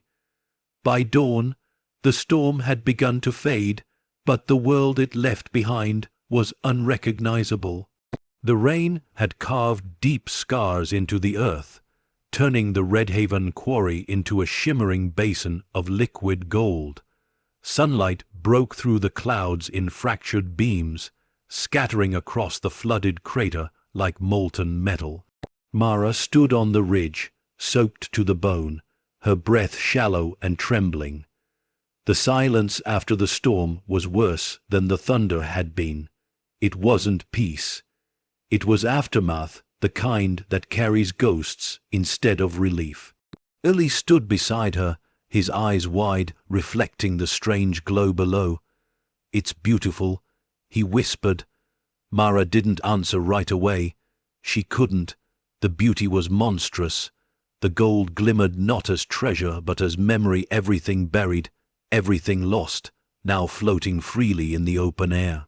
Below, the crater rippled with fragments, metal cases, shattered vault doors, remnants of machines that had once been gods to men like the one in the suit. The surface sparkled with thousands of vials, the light shifting with every wave, each one containing the echo of something that should never have existed. Eli turned to her, voice hushed. "Do you think it's alive?" Mara's eyes stayed fixed on the water. "No," she said softly, "just awake." A gust of wind carried the scent of salt, earth, and ozone. The storm had scoured the air clean, everything smelled sharper, newer, like the start of a day that didn't belong to the same world. She walked closer to the edge, boots sinking into wet soil. The sunlight danced across the water, and for a moment She saw her reflection fractured, doubled, then replaced by another face, Sam's. Her breath caught. It was only a trick of light, she told herself, just her mind filling the silence with a memory too loud to forget. But then, faintly, through the hiss of the receding rain, she heard something, a voice. "If you're here, you found it." Her heart stuttered. The voice wasn't in her head this time. It came from the wreckage below, from a small, blinking light half buried near the water's edge. Mara slid down the slope before Ellie could stop her. Mud splattered against her clothes as she reached the source, an old emergency transmitter, still blinking weakly through the mud and rain. She brushed it off, pressing the cracked speaker grill. The static hissed, then her husband's voice emerged, faint but clear, recorded decades ago. "Mara, if you ever hear this, it means I failed. It means Aurelia won. But if you're standing here now, then maybe it didn't." Her throat tightened. The gold isn't gold. It was never meant to be currency. They used it to stabilize the cryo capsules to mask the radiation signature. The real cargo is underneath. She froze, eyes darting toward the shimmering water. "Underneath?" she whispered. Ellie slid down beside her. "Mom, what's he talking about? If the field ever activates?" Sam's voice continued. "The fail. Safe should release what's left. They can't hide it forever. But you have to make a choice, Mara. The data won't just expose them, it'll rewrite everything they've touched. Genomes, medicine, history, maybe even you." The transmission clicked once, then went silent. Mara stared at the blinking light, numb. The water lapped quietly at the edges of the crater. The golden glow beneath its surface pulsed like a heartbeat. Ellie's voice shook. "Mom," he said, "the cargo's still under there." She nodded slowly, eyes glassy. "It's not over." They found an old crane near the southern rim, rusted but still half functional. The storm had stripped the mud from its metal frame, revealing the faded Aurelia insignia beneath layers of corrosion. Mara climbed into the operator's cabin, flicking on the control switches. To her surprise, the machine groaned to life, old hydraulics whining but responding. Ellie's voice came through the window. "What are you doing?" "Finishing what your father started." She swung the crane's arm out over the crater, lowering the rusted hook until it touched the glowing water. The reflection turned the metal gold. The chain jerked once, caught on something solid below. "Got it?" she whispered. Slowly, she pulled the lever. The crane strained, groaning under the weight. Mud and water cascaded down as something massive rose from beneath the surface. It wasn't just wreckage, it was a door. A rectangular slab of reinforced alloy, embossed with Aurelia's emblem, and beneath it, words barely visible under grime and oxidation. "Primary storage field A." Ellie's eyes widened. "There's more down there." Mara nodded, her pulse racing. The main vault. The door was enormous, built for something far more significant than gold or data. The storm had unearthed only part of it. The rest remained buried beneath the glowing water. Ellie stepped closer. "How do we open it?" She looked at the hinge mechanism, then back at the crane. "We don't. The storm already did." She pointed to a fracture running along the metal, a long crack that pulsed faintly with golden light. "It's leaking." Ellie frowned. "Leaking what?" Mara didn't answer. She reached out and touched the edge of the door. The light beneath her fingers pulsed once, warm, almost like a living heartbeat. A faint hum filled the air, low and resonant, vibrating through the ground. The golden water began to swirl, forming spirals that converged around the submerged door. The light grew brighter, spreading in veins across the surface like liquid fire. Ellie stumbled back. "Mom, what's happening?" Mara's hand trembled as she backed away. "It's opening." A low hiss escaped from beneath the door as the metal began to shift. Centuries, old mechanisms grinding to life. The glow intensified until it became unbearable, like staring into the sun.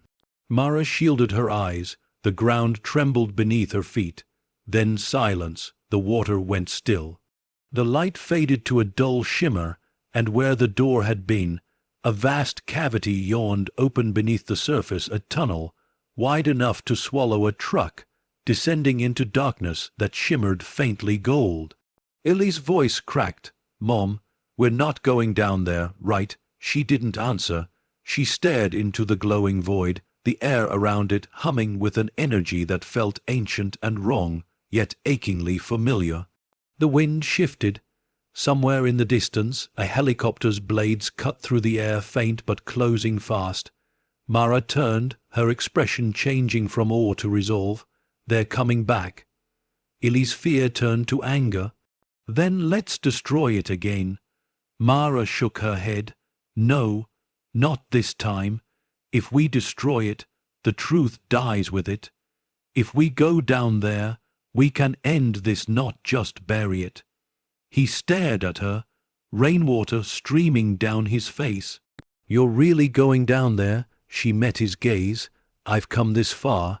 I'm not turning back now." The distant thrum of the helicopter grew louder. Mara took a deep breath, stepped to the edge of the glowing chasm, and looked down. It was bottomless, a mouth of light and shadow whispering promises she didn't trust but couldn't ignore. She turned to Ellie one last time. "You don't have to come." He swallowed hard. "You think I'd let you go alone?" She smiled faintly. "You're your father's son." Together, they took one step forward and vanished into the light. Far above, the helicopter appeared through the thinning clouds. The man in the suit looked down at the crater, the faint glow reflecting in his cold eyes. "She's gone below," one of his men said. He smiled slightly, adjusting his cufflink. "Good. Let her find what we left there. Every experiment needs a final witness." As Mara and Illy descended into the golden darkness, they didn't realize they were stepping not into a tomb, but into the beating heart of Aurelia itself. The descent felt endless. Mara and Illy moved down the winding metal staircase that spiraled deep into the earth, the only light coming from the faint golden glow pulsing through the walls. The air was thick, humid, electric like breathing inside a storm frozen in time. Every sound echoed, the creak of the stairs, the steady drip of water, the beating of two hearts realizing how close they were to something world-altering. Illy clutched the railing, his voice barely more than a whisper. "How far down do you think it goes?" Mara glanced over the edge. The stairway vanished into a mist that shimmered faintly, like light trapped underwater, far enough to hide the kind of truth they'd kill to protect. The deeper they went, the more the metallic glow shifted from gold to white, then to something almost alive. The air vibrated softly, filled with a faint hum that grew louder the lower they descended. It wasn't machinery. It was resonance, like the earth itself was singing. Finally, the staircase ended in a vast circular chamber. The walls were smooth, covered in translucent panels that pulsed with faint veins of light. The floor was glassy, and beneath it flowed slow, moving streams of liquid gold, twisting like rivers of thought. Illy stepped beside her, his breath catching. "What is this place?" Mara took a few steps forward, her boots echoing on the floor. "The field," she whispered. "This is what Aurelia was guarding." In the center of the chamber stood a massive column of light, pure, golden, and endless, stretching from floor to ceiling. Within it, shadows moved, swirling and dissolving like fragments of memory. As Mara approached, words appeared faintly across the transparent surface of the column. "Project Aurum Humanity Archive Interface." Illy frowned. "Archive, like a data center?" She shook her head slowly. "Not data, people." He turned to her, eyes wide. "You mean—" She stepped closer, touching the glowing surface. The light rippled under her hand, and suddenly the chamber came alive. Holographic projections flared into existence, faces, names, sequences of DNA, entire histories suspended in gold. Illy staggered back, awe and horror fighting across his face. It's everyone, every person they erased. Mara's voice trembled. No, everyone they copied. She turned, scanning the shifting projections, thousands upon thousands of faces, each tagged with a number and genetic code. The archive wasn't just a record, it was replication. Illy whispered, they didn't just steal lives, they made duplicates. Mara's hand hovered over a projection, a woman's face, eyes closed, peaceful. The data next to it flickered. Unit 74 BID, Mara Fields. Her breath caught. No. Illy stepped closer. Mom, that's... She stumbled back, shaking her head. No, it's not real. But the image stayed unyielding, her own face, frozen in golden light, catalogued like an artifact. Illy's voice broke. They copied you.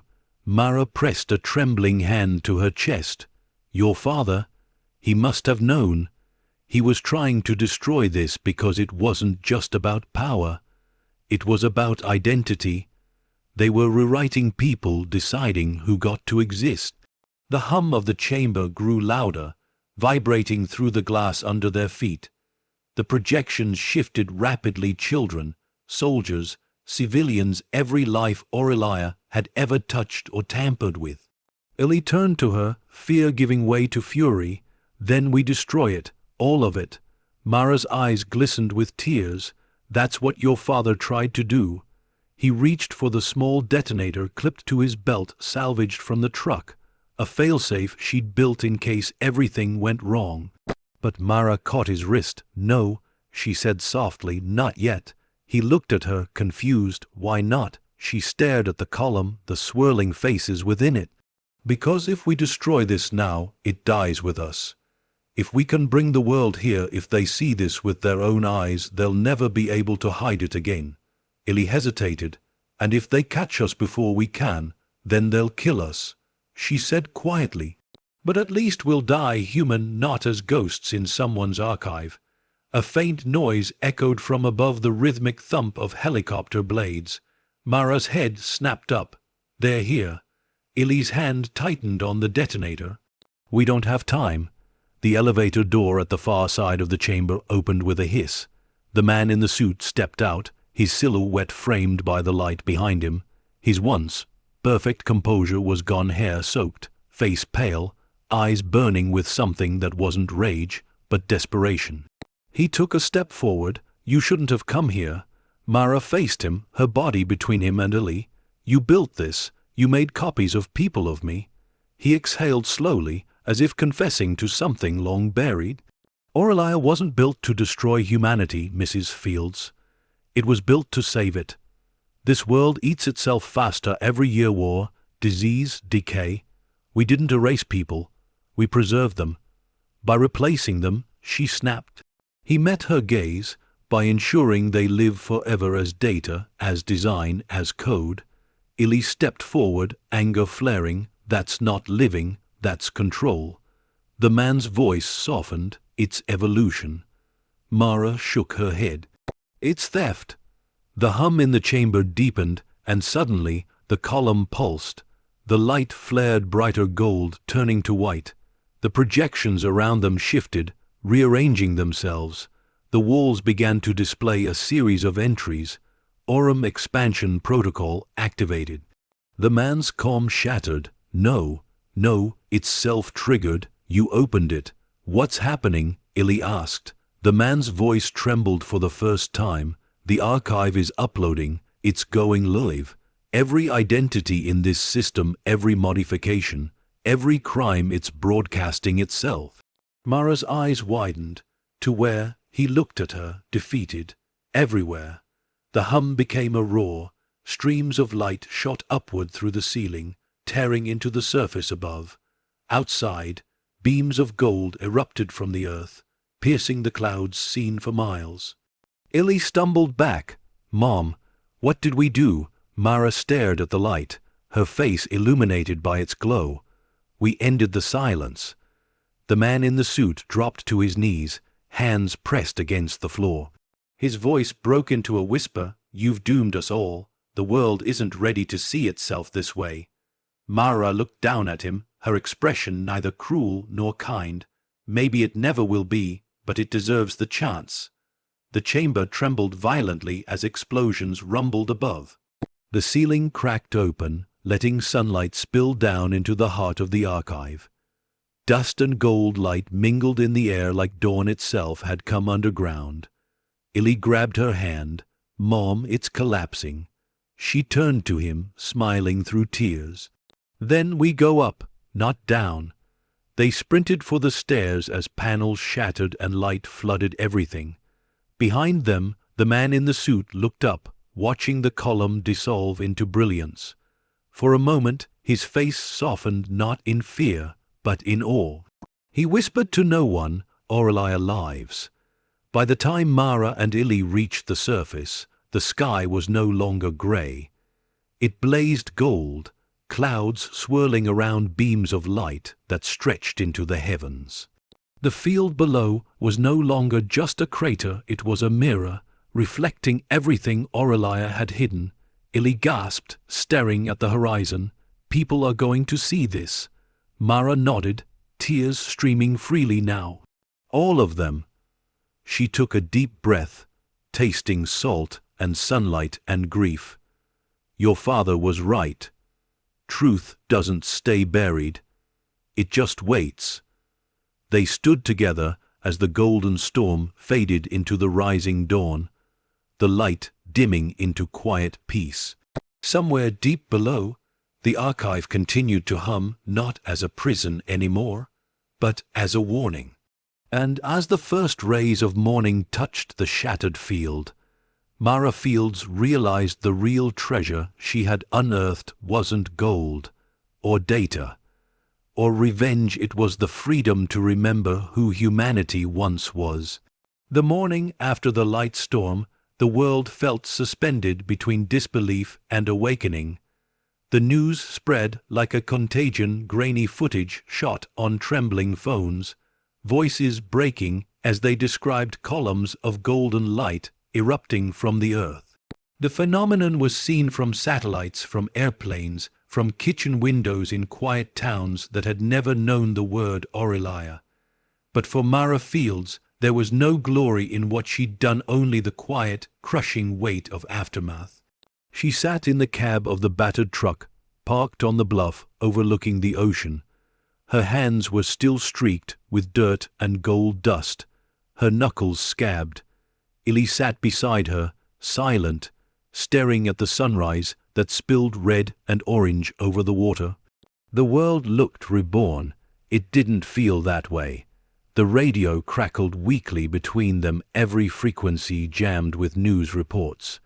Authorities are unable to explain the eruption of light seen over the Red Haven region. Government sources deny involvement in any ongoing military project. Leaked data files connected to something called Project Aurelia have surfaced across multiple independent servers. Mara turned the dial, but it was the same everywhere: confusion, panic, astonishment. She rested her forehead against the steering wheel, eyes closed. Illy broke the silence first. "They're talking about you." She lifted her head slowly. "No, they're talking about the truth." He looked at her, his voice trembling. "You did it, Mom. You really did it." Mara shook her head. "We just opened the door. What people choose to see when they walk through it, that's on them now." For a long moment, they just sat there, the ocean breathing below. Then Illy reached into his jacket and pulled out the small flash drive they'd recovered from the archive before the collapse. The last physical remnant of Aurelia's data. He held it out to her. "What do we do with this?" Mara stared at it, such a small thing, so harmless, looking, yet heavy enough to crush nations. She took it gently, turning it over in her hand. "We finish it." They drove inland toward the city, where the storm's light had left the skyline coated in golden haze. People filled the streets, some filming the sky, others praying. A few just stared upward, silent, as if waiting for the next revelation to fall. Mara felt eyes follow their truck as they passed strangers who didn't know her name but somehow seemed to recognize her face. Maybe they'd seen the broadcast leak. Or maybe it was something else, the quiet mark of someone who'd done something irreversible. At the edge of downtown, she pulled over in front of a crumbling brick building with a faded sign. WZNR Community Radio/free broadcast. Illy frowned. "This is where you're going to do it?" She nodded. "It's small, unregistered and local. Exactly the kind of place they can't shut down in time." They climbed the stairs inside, footsteps echoing against cracked tile. The air smelled of dust and old coffee. At the top, a door stood half open, a faint hum of equipment buzzing inside. A man looked up from behind a mixing board, mid-40s, weary eyes, a week's worth of stubble. His press badge read Nathan Cole. He froze when he saw her. "You're Mara Fields." She hesitated. "How do you know my name?" He leaned back in his chair, a dry laugh escaping. "Because half the planet does. You've been trending for 6 hours. They're calling you the Woman of Gold." Illy shot her a look somewhere between awe and disbelief. Mara ignored it. "I didn't come here for that." Cole gestured to the flash drive in her hand. "I'm guessing you came to make sure the rest of the world sees what's on that." She nodded. "You have an open frequency." He gave a short, knowing smile. "Always." He gestured toward the mic. "You sure you want to go live? Once it's out, you can't take it back." Mara looked through the studio's window. The sky outside shimmered faintly, sunlight refracting off invisible dust, the residue of Aurelia's awakening. She saw people gathering below, looking up at the horizon like it was something holy. Her voice was quiet, steady. "That's the point." Cole inserted the flash drive into the console, his fingers dancing over switches and dials. The old equipment hummed to life. A red bulb flickered on above the microphone, on air. He nodded toward her. "You're live." Mara leaned forward, her hands trembling slightly, her reflection caught in the microphone's metallic surface. For a heartbeat, she thought of Sam, of the way his voice used to carry warmth even when everything around them was falling apart. Then she spoke. "This is Mara Fields. I don't know how many of you can hear me. Maybe none of you. Maybe the whole world. But if you're listening, then the truth is already out there. You've seen the light. You've felt it." She took a breath, her voice cracking but never breaking. Project Aurelia wasn't a myth. It was real, and it wasn't gold they were hiding. It was you. Every name, every face, every person who was rewritten, silenced, or stolen for the sake of power. They turned your lives into data. They made copies of humanity and called it progress. Cole sat frozen behind the glass, evenly held his breath. Mara continued, the rhythm of her words gaining strength. "They told us survival meant obedience, that only the strong, the chosen, deserved a future. But that's a lie. The truth is no one deserves to own humanity, not governments, not corporations, not Aurelia. And if they built an empire on silence, then it's time the silence burned." She paused, letting the words breathe through the static. "Your files are already online, your faces, the proof. They can't erase it now. They can't hide what they've done. And if you think one person can't change anything, you're wrong. Because I was no one, a widow, a mother, a woman who bought a broken helicopter for $10. And that was all it took to bring their world down." Her voice softened, then breaking into something fragile, almost tender. "But this isn't a story about vengeance. It's about redemption. Not just for me, for all of us. For every person who believed their pain was too small to matter. You matter. You always did. The proof is in the light that woke the world this morning." She looked at Illy through the glass, his face wet with tears. though he didn't notice. I don't know what comes next. Maybe they'll rebuild. Maybe they'll try to silence us again, but it's too late. The truth is awake now, and once something wakes, it never sleeps again. She reached forward and turned off the mic. The red light faded. Nathan Cole sat frozen for a moment, then leaned back slowly, exhaling. That was the most dangerous thing I've ever aired. Mara stood. Then it was worth it. They walked out into the street. People were already gathering outside the station, drawn by something they couldn't explain, not fame, not spectacle, but hope. A woman stepped forward from the crowd, holding a child's hand. "Are you really her?" she asked softly. Mara hesitated, then nodded. The woman reached out and pressed something into her hand, a folded note. "For your husband," she said. "He didn't die for nothing." Mara unfolded it. Inside was a small, handwritten message: "The truth always finds the sky." She looked up, tears stinging her eyes. The golden haze still lingered across the horizon, faint but alive like sunlight made of memory. Illy touched her arm. "Mom, look." Down the street, people were gathering around their phones, their tablets, their screens. The broadcast was spreading. Every outlet, every feed, every corner of the world was lighting up with the same message. Her words, her voice echoing everywhere. And for the first time, Mara Fields didn't feel small anymore. As the crowd grew around her and the world finally began to listen, Mara realized that the greatest act of rebellion wasn't to destroy the truth, it was to speak it and let it live. The world was never quiet again after that morning. By nightfall, Mara's voice had crossed continents. It played through car radios on highways, echoed in crowded cafes, filled the halls of universities, and whispered through the static of broken televisions in war-torn cities. Every word, every syllable her confession.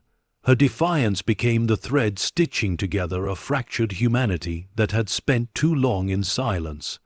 Governments scrambled to deny everything. Networks crashed. But it didn't matter anymore. The truth was free, and freedom spreads like wildfire, unstoppable once it finds breath. Mara stood at the window of a small safe house above the city, watching the glow of screens in every building around her. People weren't hiding anymore. They were watching and believing. Illy sat behind her on the worn couch, scrolling through the flood of messages pouring in across the world.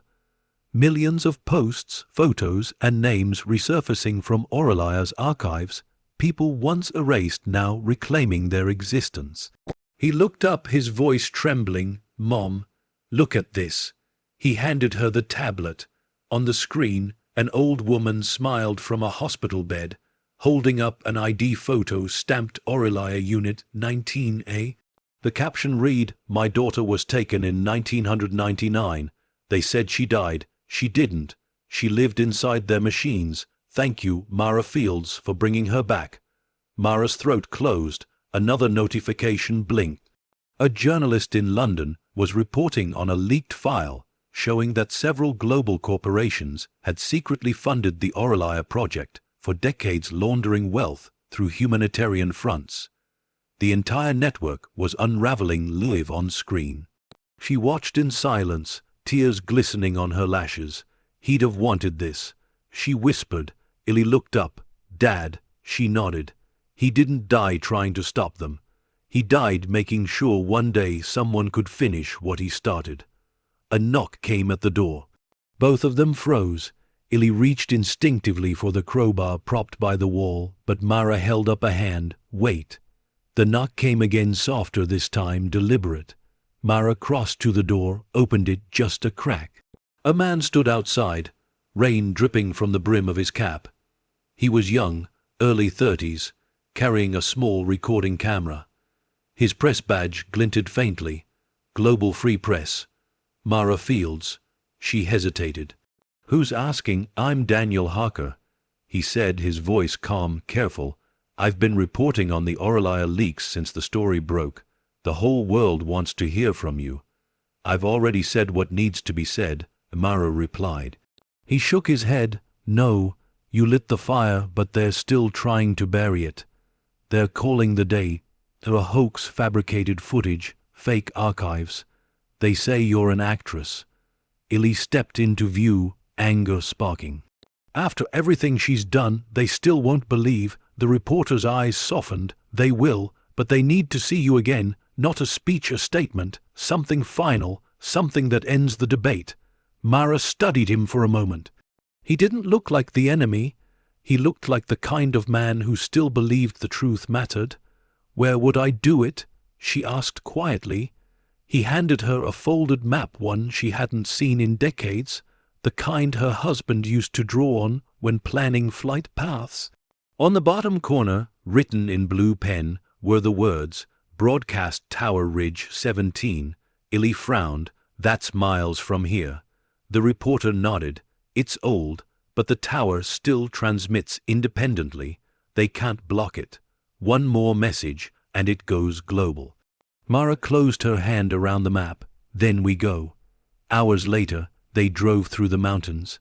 The night was thick with mist, the world quiet except for the hum of the truck engine. The headlights cut through fog like ghosts searching for a road. Illy leaned against the window, exhaustion creeping into his voice. You think they'll come after us again? Mara's eyes stayed on the winding road. They already have. The difference is this time we're not running. At the top of the ridge, the tower rose like a black spire against the stars, rusted, skeletal, but still humming with faint electricity. The air was sharp, cold, filled with the distant smell of rain. They climbed the stairs to the broadcast deck. From up there, the world looked endless valleys glittering with city lights, distant clouds glowing with the gold dust still lingering in the atmosphere. Illy set up the portable transmitter, hands shaking slightly. Signals strong. It'll reach every major network. Mara placed the microphone before her, the same kind she had spoken into at the radio station, the voice of one woman against the machinery of a world built on silence. She took a deep breath, her reflection flickering faintly in the polished metal surface. Then she began. This will be the last time I speak to you, she said softly, her voice carrying over the static. The Aurelia project has ended, but what it created still lives. You can't erase the past, but you can decide what to do with what you know now. She looked out over the lights below, her voice growing steadier. I've been called a thief, a traitor, a savior. Maybe I'm all three. I don't care. What matters is that no one owns the truth anymore. It belongs to everyone now, every person who's ever been told they don't matter. You do, because this light, this proof, this fight, it wasn't mine. It was ours. The wind picked up, tugging at her hair, carrying her words into the night. If you ever forget why we fight for the truth, look up. Look at the sky. The light you see isn't just what's left of Aurelia. It's what happens when a lie finally burns. She paused, her voice softening. To those we lost, to Sam, to Thomas, to everyone who paid for this truth with their lives, you didn't die in vain. You became the reason the rest of us woke up. Illy turned off the transmitter slowly. The broadcast was done. For a long moment, mother and son just stood there, no more running, no more hiding, only the wind and the hum of the tower above them. Illy finally spoke. What happens now? Mara smiled faintly. Now, the world decides who it wants to be. By morning, the broadcast had reached every corner of the globe. Governments fell, executives resigned, hidden archives surfaced from every continent. What was once a secret became a movement, thousands marching with signs that read, "We are Aurelia's children." And through it all, Mara refused interviews. She didn't appear on television, didn't sign books, didn't claim heroism. She vanished quietly, letting the truth live louder than her name ever could. Some said she fled the country. Others said she returned to the sea where it all began. But those who looked closely, those who drove past the Redhaven cliffs on quiet mornings, swore they saw her sometimes, standing at the edge of the golden field, wind in her hair, watching the sunlight ripple over the water like a living heartbeat. And as the world rebuilt itself from the ashes of lies, one truth endured. A poor mother once bought a broken helicopter for $10, and inside it, she found the weight of 60 million in gold. But what she really uncovered was worth far more, the proof that even the smallest voice can awaken the sleeping conscience of an entire world. The wind moved differently now. It no longer carried the scent of fire or rain, only salt and the soft sweetness of dawn. Mara stood on the hill above the Redhaven coast, her coat rippling in the gentle breeze. The field that had once been scorched by gold and thunder was green again, reborn from ruin. Wild grass had pushed through the cracks of old stone, swaying in rhythm with the tide far below. She could still see where it had all happened, the faint circular depression in the earth where the vault had collapsed, now filled with rainwater that shimmered under the morning sun. It looked peaceful, almost holy. Beside her, Illy stood taller than before. He wasn't the frightened boy she'd dragged through storms and secrets. He was something else now, grounded, steady, his gaze holding a quiet strength that hadn't been there before. "You think people will ever stop coming here?" he asked softly. Mara smiled faintly. "No, and I hope they don't. People need to remember where the truth was born, even if it hurts." Illy glanced down at the basin. A group of visitors stood by the edge, their voices low, reverent. Someone had placed flowers there, another small wooden plaque. The wind carried the faint sound of their words, for those who sought the light. "It's strange," he said. "They turned it into a memorial. It deserves to be one," Mara said quietly. "This place was built on lies. Now it breathes the truth." They stood in silence for a while, watching the water catch the light. The sun rose higher, gilding everything it touched, the cliffs, the waves, the rusted cranes still half buried in the sand. The world had begun to heal itself in small, imperfect ways. After a long pause, Illy spoke again. "You think Dad would have liked to see all this?" Mara looked up at the sky, the wind brushing tears she didn't bother to hide. "He does see it." Illy smiled, nodding slowly. She reached into her pocket and pulled out the brass coin, tarnished, scratched, the edges worn smooth from years of holding it. The emblem was still faintly visible, a winged key, the mark of Aurelia. It no longer gleamed like gold. It looked human now, flawed, fragile, and real. She turned it over in her palm. "This used to mean power," she said softly. "Now it just reminds me that even power fades, but choices don't." Illy glanced at the coin, then back at her. "You kept it." "I tried to throw it away once," she said, "but I realized it wasn't about forgetting. It's about remembering who we were, and who we chose to become." She knelt by the grass and pressed the coin into the soil, covering it gently with her hand. "Let it stay here. It belongs to the earth now." The waves crashed softly below, carrying the rhythm of finality, not an ending, but a return. Later that morning, Mara and Illy walked down the coastal path toward the small memorial. The crowd had thinned, leaving behind only the sound of the sea and the gulls overhead. A plaque stood at the edge of the basin, simple and unadorned, in memory of the unknown pilot and all who carried the weight of truth. Beneath it, someone had left a photograph of a man in uniform beside a helicopter, R. Thomas. His sister's handwriting marked the corner, "The sky remembers you." Mara knelt beside it, brushing her fingers over the photograph. "He got his piece," she murmured. Illy crouched beside her. "And you," she smiled faintly. "I'm getting there." The wind picked up, rippling across the water. In its reflection, she caught a shimmer of light, fleeting, gold, almost spectral. For a moment it looked like the outline of a helicopter hovering just beneath the surface, its rotors spinning in silence. She blinked and it was gone. Illy followed her gaze. "What is it?" "Nothing," she said softly. "Just the past saying goodbye." They stood, walking back up the path together. At the top of the ridge, Mara stopped and looked one last time at the horizon, the same horizon that had once been dark and violent and full of fear. Now it was endless, wide open, alive with color. "Mom," Illy said quietly, "what happens to Aurelia now?" Mara thought for a moment. "Aurelia isn't gone, it's just changed, the same way we did. Someone will always try to control the world, but as long as someone else remembers to tell the truth, it stays balanced." Illy nodded, "And if they don't," she smiled, "the kind that came from a place deeper than hope from faith, then someone will pick up where we left off." The gulls wheeled above them, their cries sharp against the quiet sea.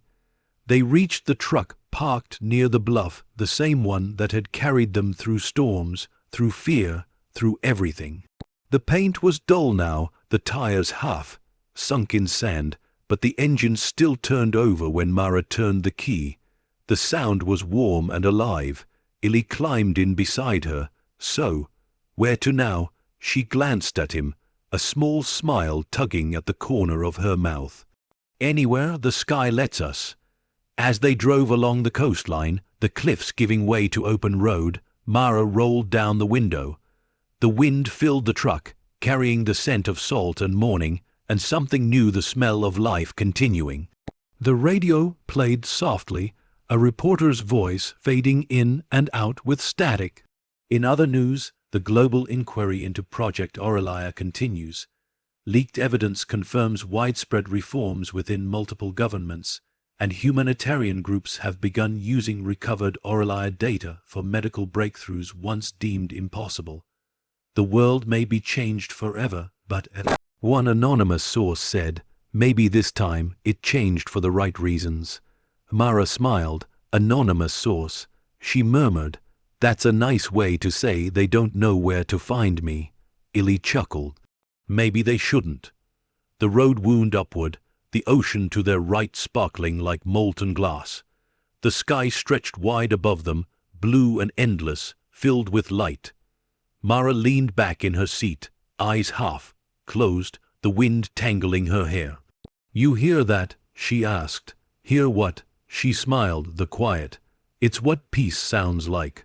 For the first time in years, she believed it. As the truck disappeared over the horizon, the waves below carried their reflection, mother and son, survivors of gold and ghosts leaving behind a world forever changed. And in the endless blue above, a single gull soared high, tracing the shape of freedom across the morning sky.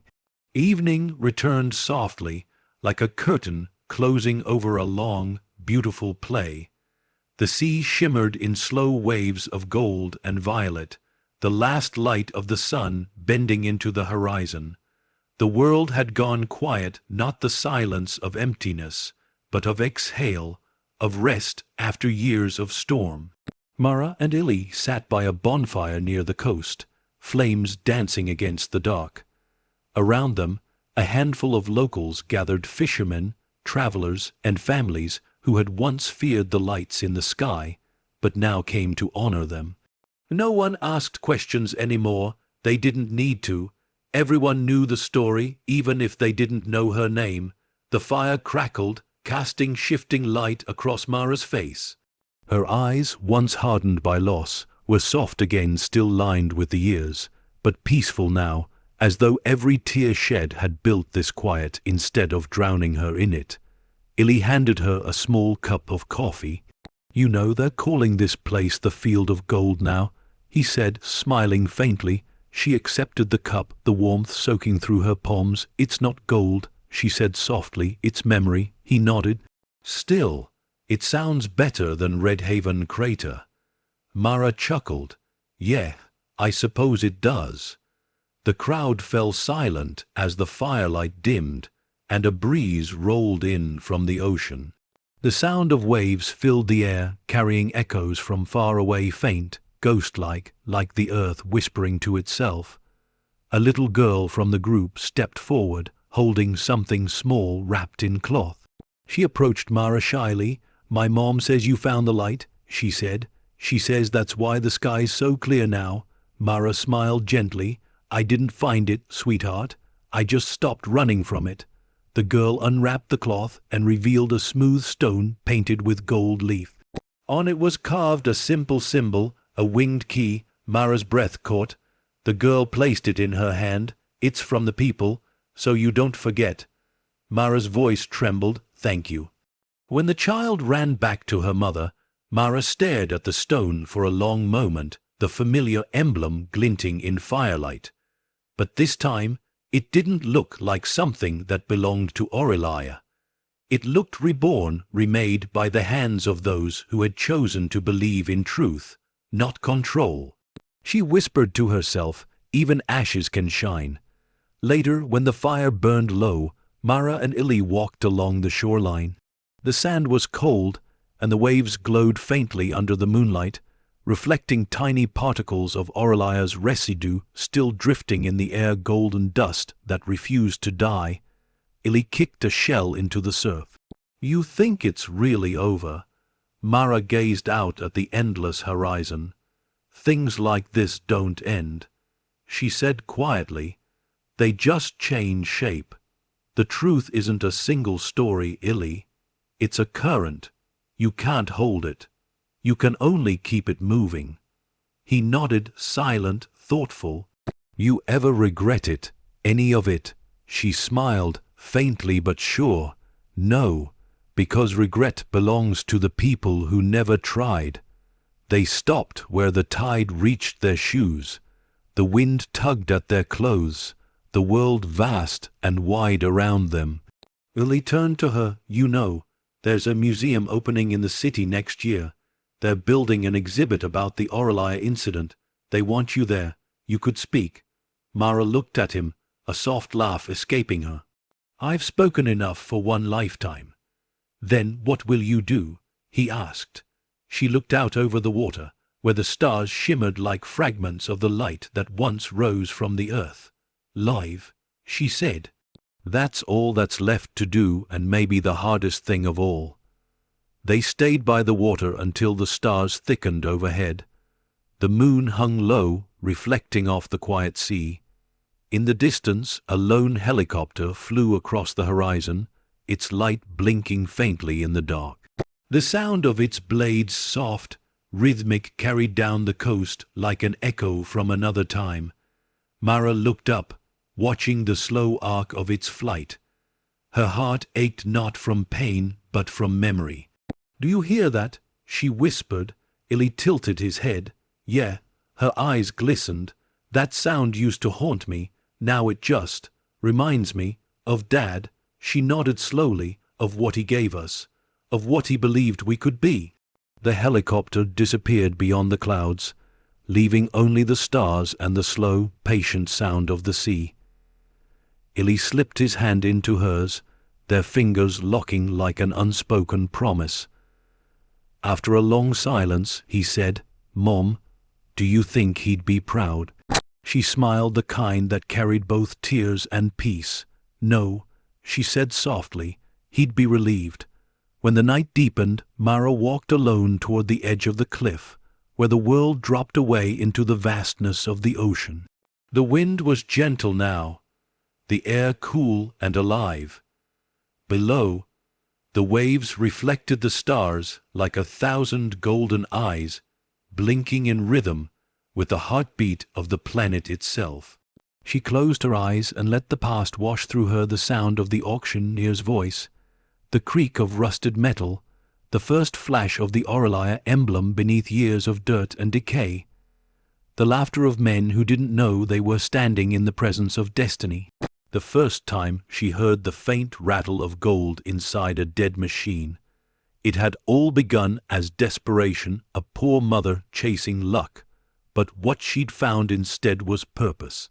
And in that moment, standing on the edge of everything, she finally understood what Sam had meant when he said the sky belonged to the honest. It wasn't about riches. It wasn't about glory. It was about freedom, the kind that comes when you stop lying to yourself about who you are. She whispered into the wind, "I kept my promise." And though the night didn't answer, the sea shimmered brighter, as if the world itself had heard her. By sunrise, the cliffs were empty again. Only the stone with the winged key remained at the memorial, glowing faintly where the morning light touched it. Some said Mara Fields moved far north and built a quiet life teaching children by the sea.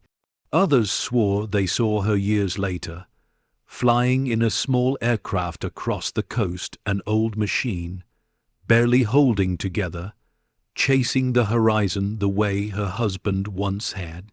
But those who came to Redhaven on windless mornings said that sometimes, when the tide was low and the light just right, they could still hear the faint whir of rotor blades drifting across the water, slow, steady, eternal. And if you listened closely enough, it almost sounded like a voice whispering through the wind, "The sky belongs to the honest." As dawn broke over the restored field of gold, peace lingered in the air like a living memory. The world had moved on, but its conscience had changed forever. And in that new, quiet world born from courage, carried by truth, Mara's story lived not as legend, but as proof that redemption doesn't begin with power. It begins with a single act of honesty.